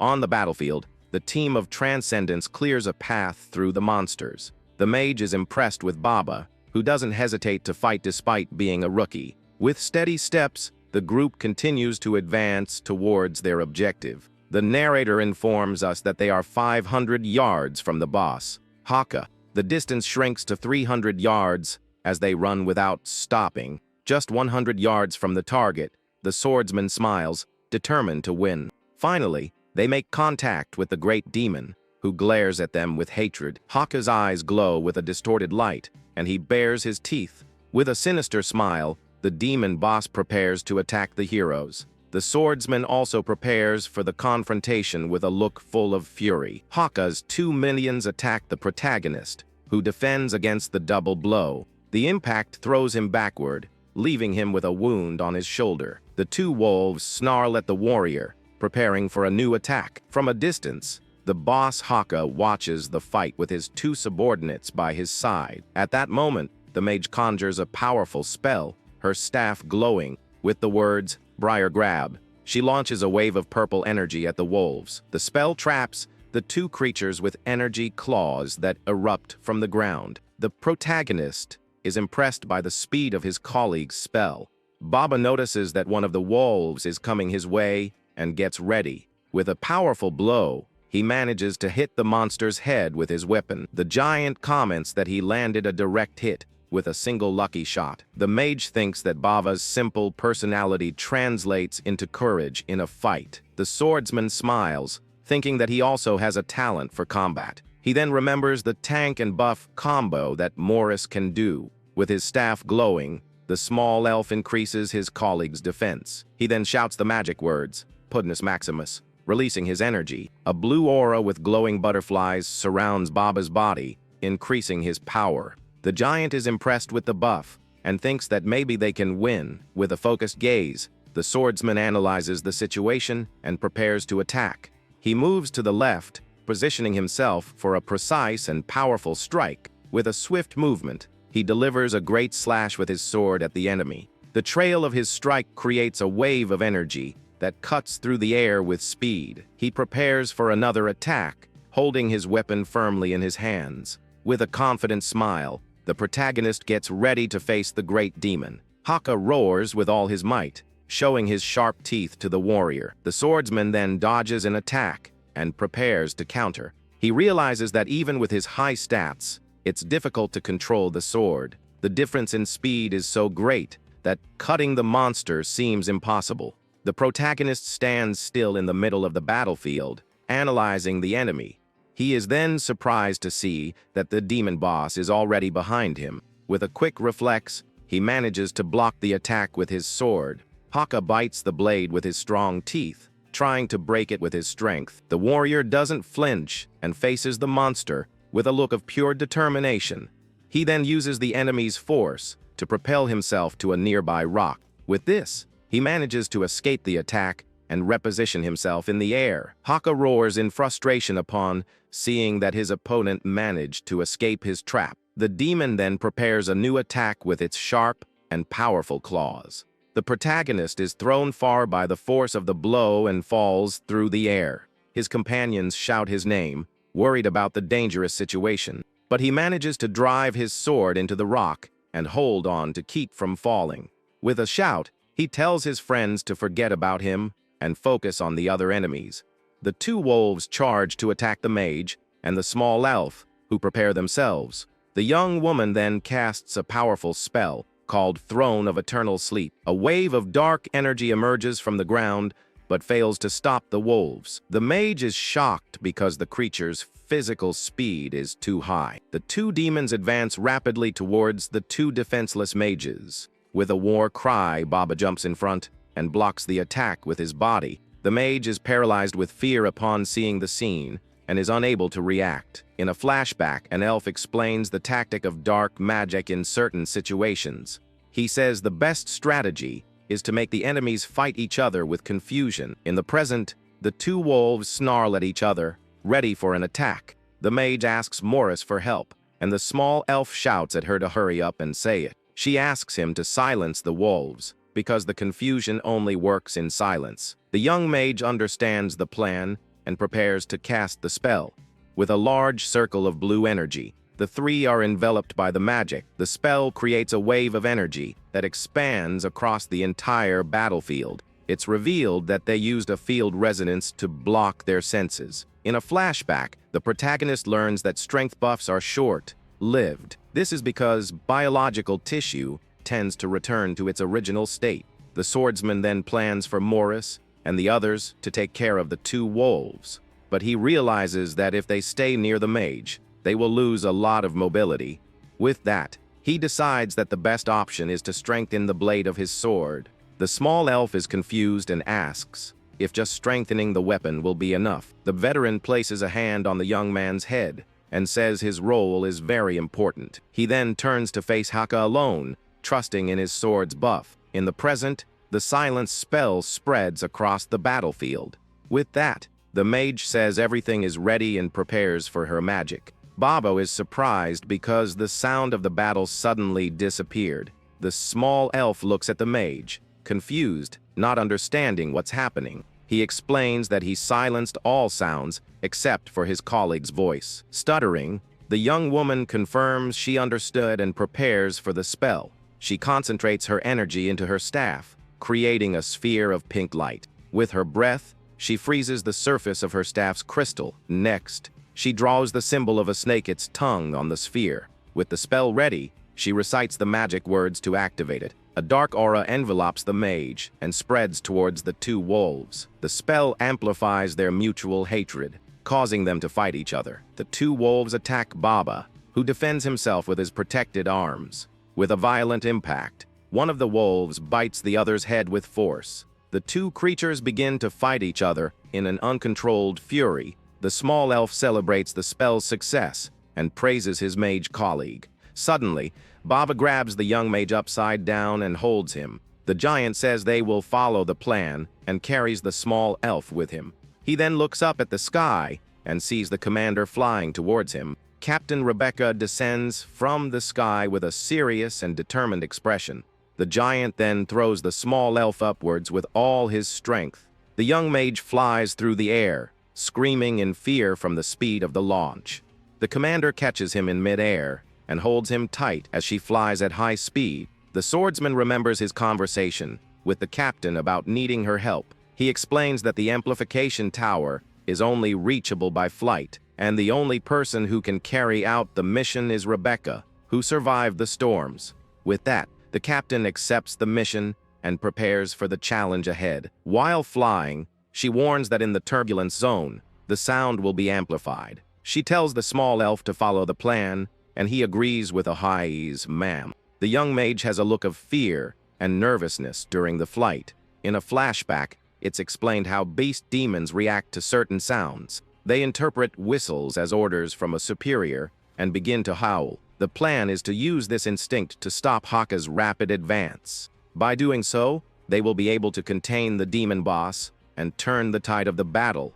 Back in the present, the small elf reports something important to the protagonist. He says that even with buffs, his whistle barely exceeds 1 Pascal of pressure. With a calm look, the swordsman replies that it's more than enough. He explains that if the whistle reaches 1 Pascal, it's possible to use the tower. The amplification tower amplifies all sounds around it by 10 times. Flying through the rain, the captain protects her ears from the deafening noise. They continue to fly at high speed, facing the strong turbulence. The commander then leaves the small elf at the top of the tower for him to complete the mission. The commander says she will be back to get him as soon as the whistle is over. The small elf agrees to the order and prepares for his important mission. He then waits for the captain to move away from the amplification zone to begin. With a sigh, the young mage concentrates and decides to get it over with.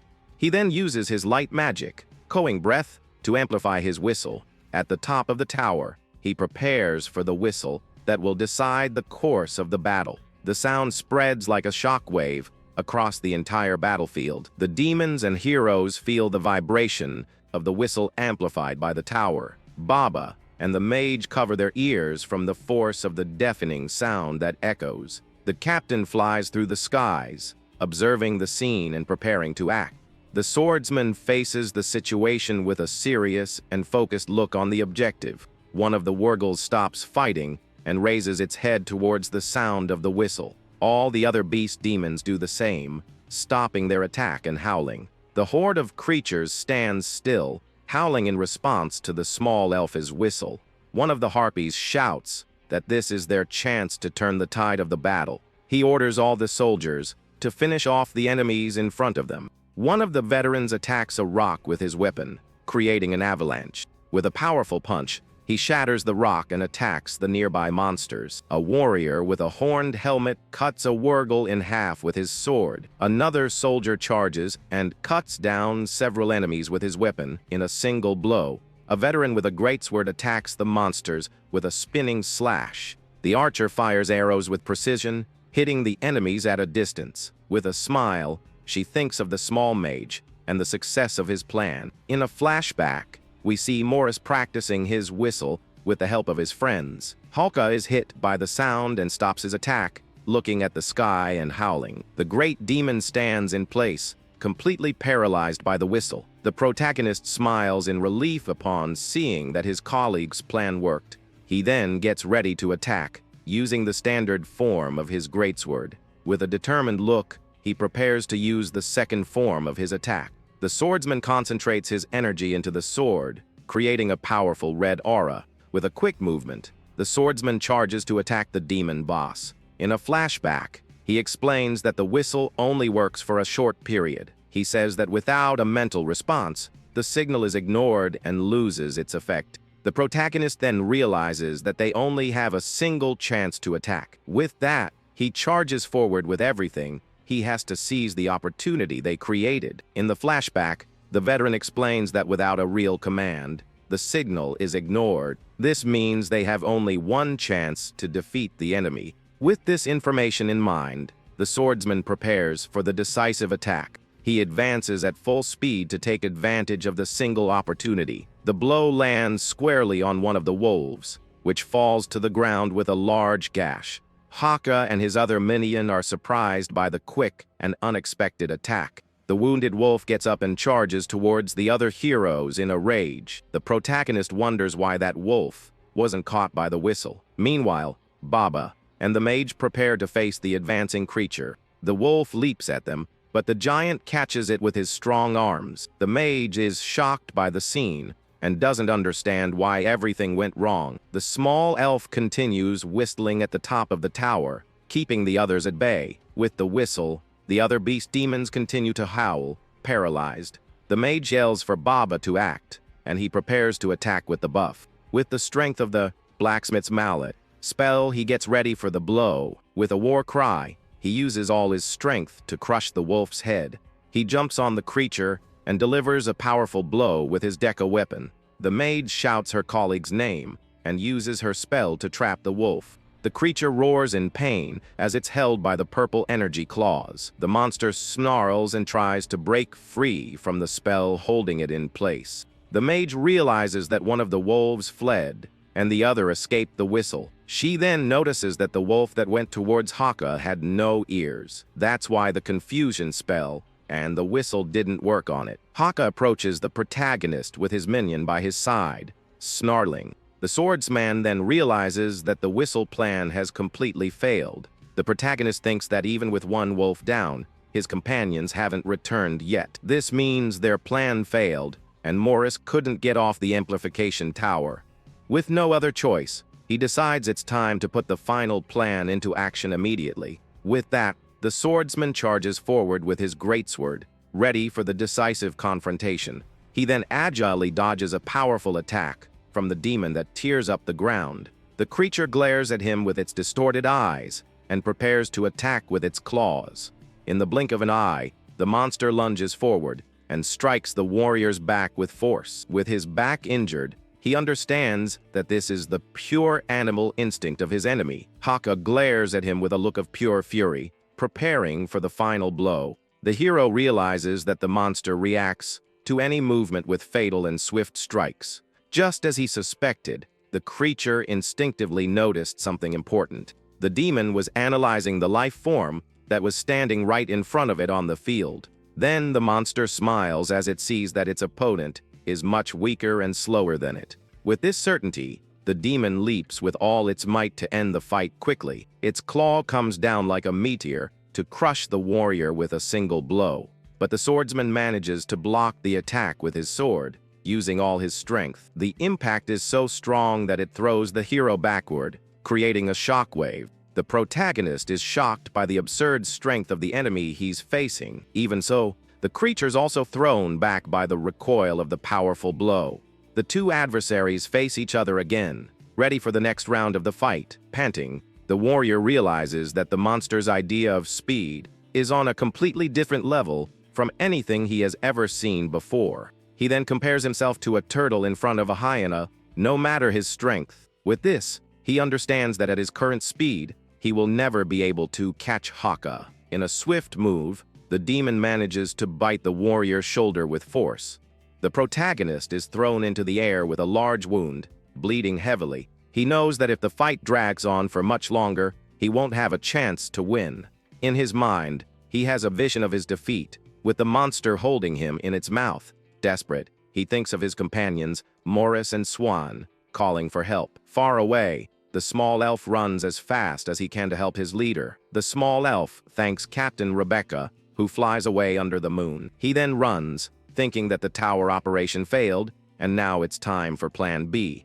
Meanwhile, the mage yells for Baba to hold on as the wolf attacks him with its claws. Suddenly, the elf senses a wave of energy and wonders what it is. Morris appears and says he cast a range buff, telling her to use the fog. The key to the plan is to correctly allocate the mana, strength, and sensory block buffs. At the right moment, they will channel all the buffs to strengthen their colleague, but the young woman worries about the mana cost to cover such a large area. The small elf shouts that he has the coordinates and tells her to maintain the density. With that, The mage agrees to the coordinates and prepares for the spell. She then begins to recite the magic words with her staff glowing purple. The curse-type dark magic, devouring fog, is released onto the field. In a flashback, she remembers that if you ignore the wind, even allies get hit. The young woman thinks that none of her training was in vain, even without understanding it. She questions the role of the fog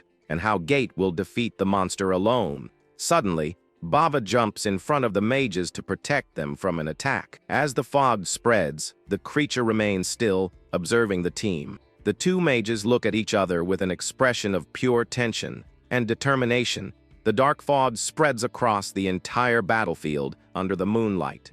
The swordsman stands still in the middle of the fog and observes the situation carefully. With a serious look, he realizes that the devouring fog from his friends has arrived. He then readies his sword and thinks that he knew they could do it. The hero was certain about the tower, but he doesn't know if this last plan will work. Even so, he understands that this is the only option they have left in the battle. With a determined look, he declares that this is his final move in the fight. The swordsman then begins to spin his sword, spreading the fog across the field. He continues to move the fog closer to the great demon with his weapon. By doing this, the hero creates layers of the devouring fog around his enemy. His plan is to use the magic to completely restrict Haka's vision. After creating the smokescreen, the protagonist starts to run away, but the trail and the heat he leaves behind cannot be hidden against the senses of a beast-type demon. Running away is completely useless. With this, Haka uses its instincts to follow its opponent's trail. The creature roars upon finding its target, but his sword is on the ground. Suddenly, the monster stops and realizes that something is very wrong with the trap. Hidden in the darkness, the protagonist watches the demon with a glowing gaze.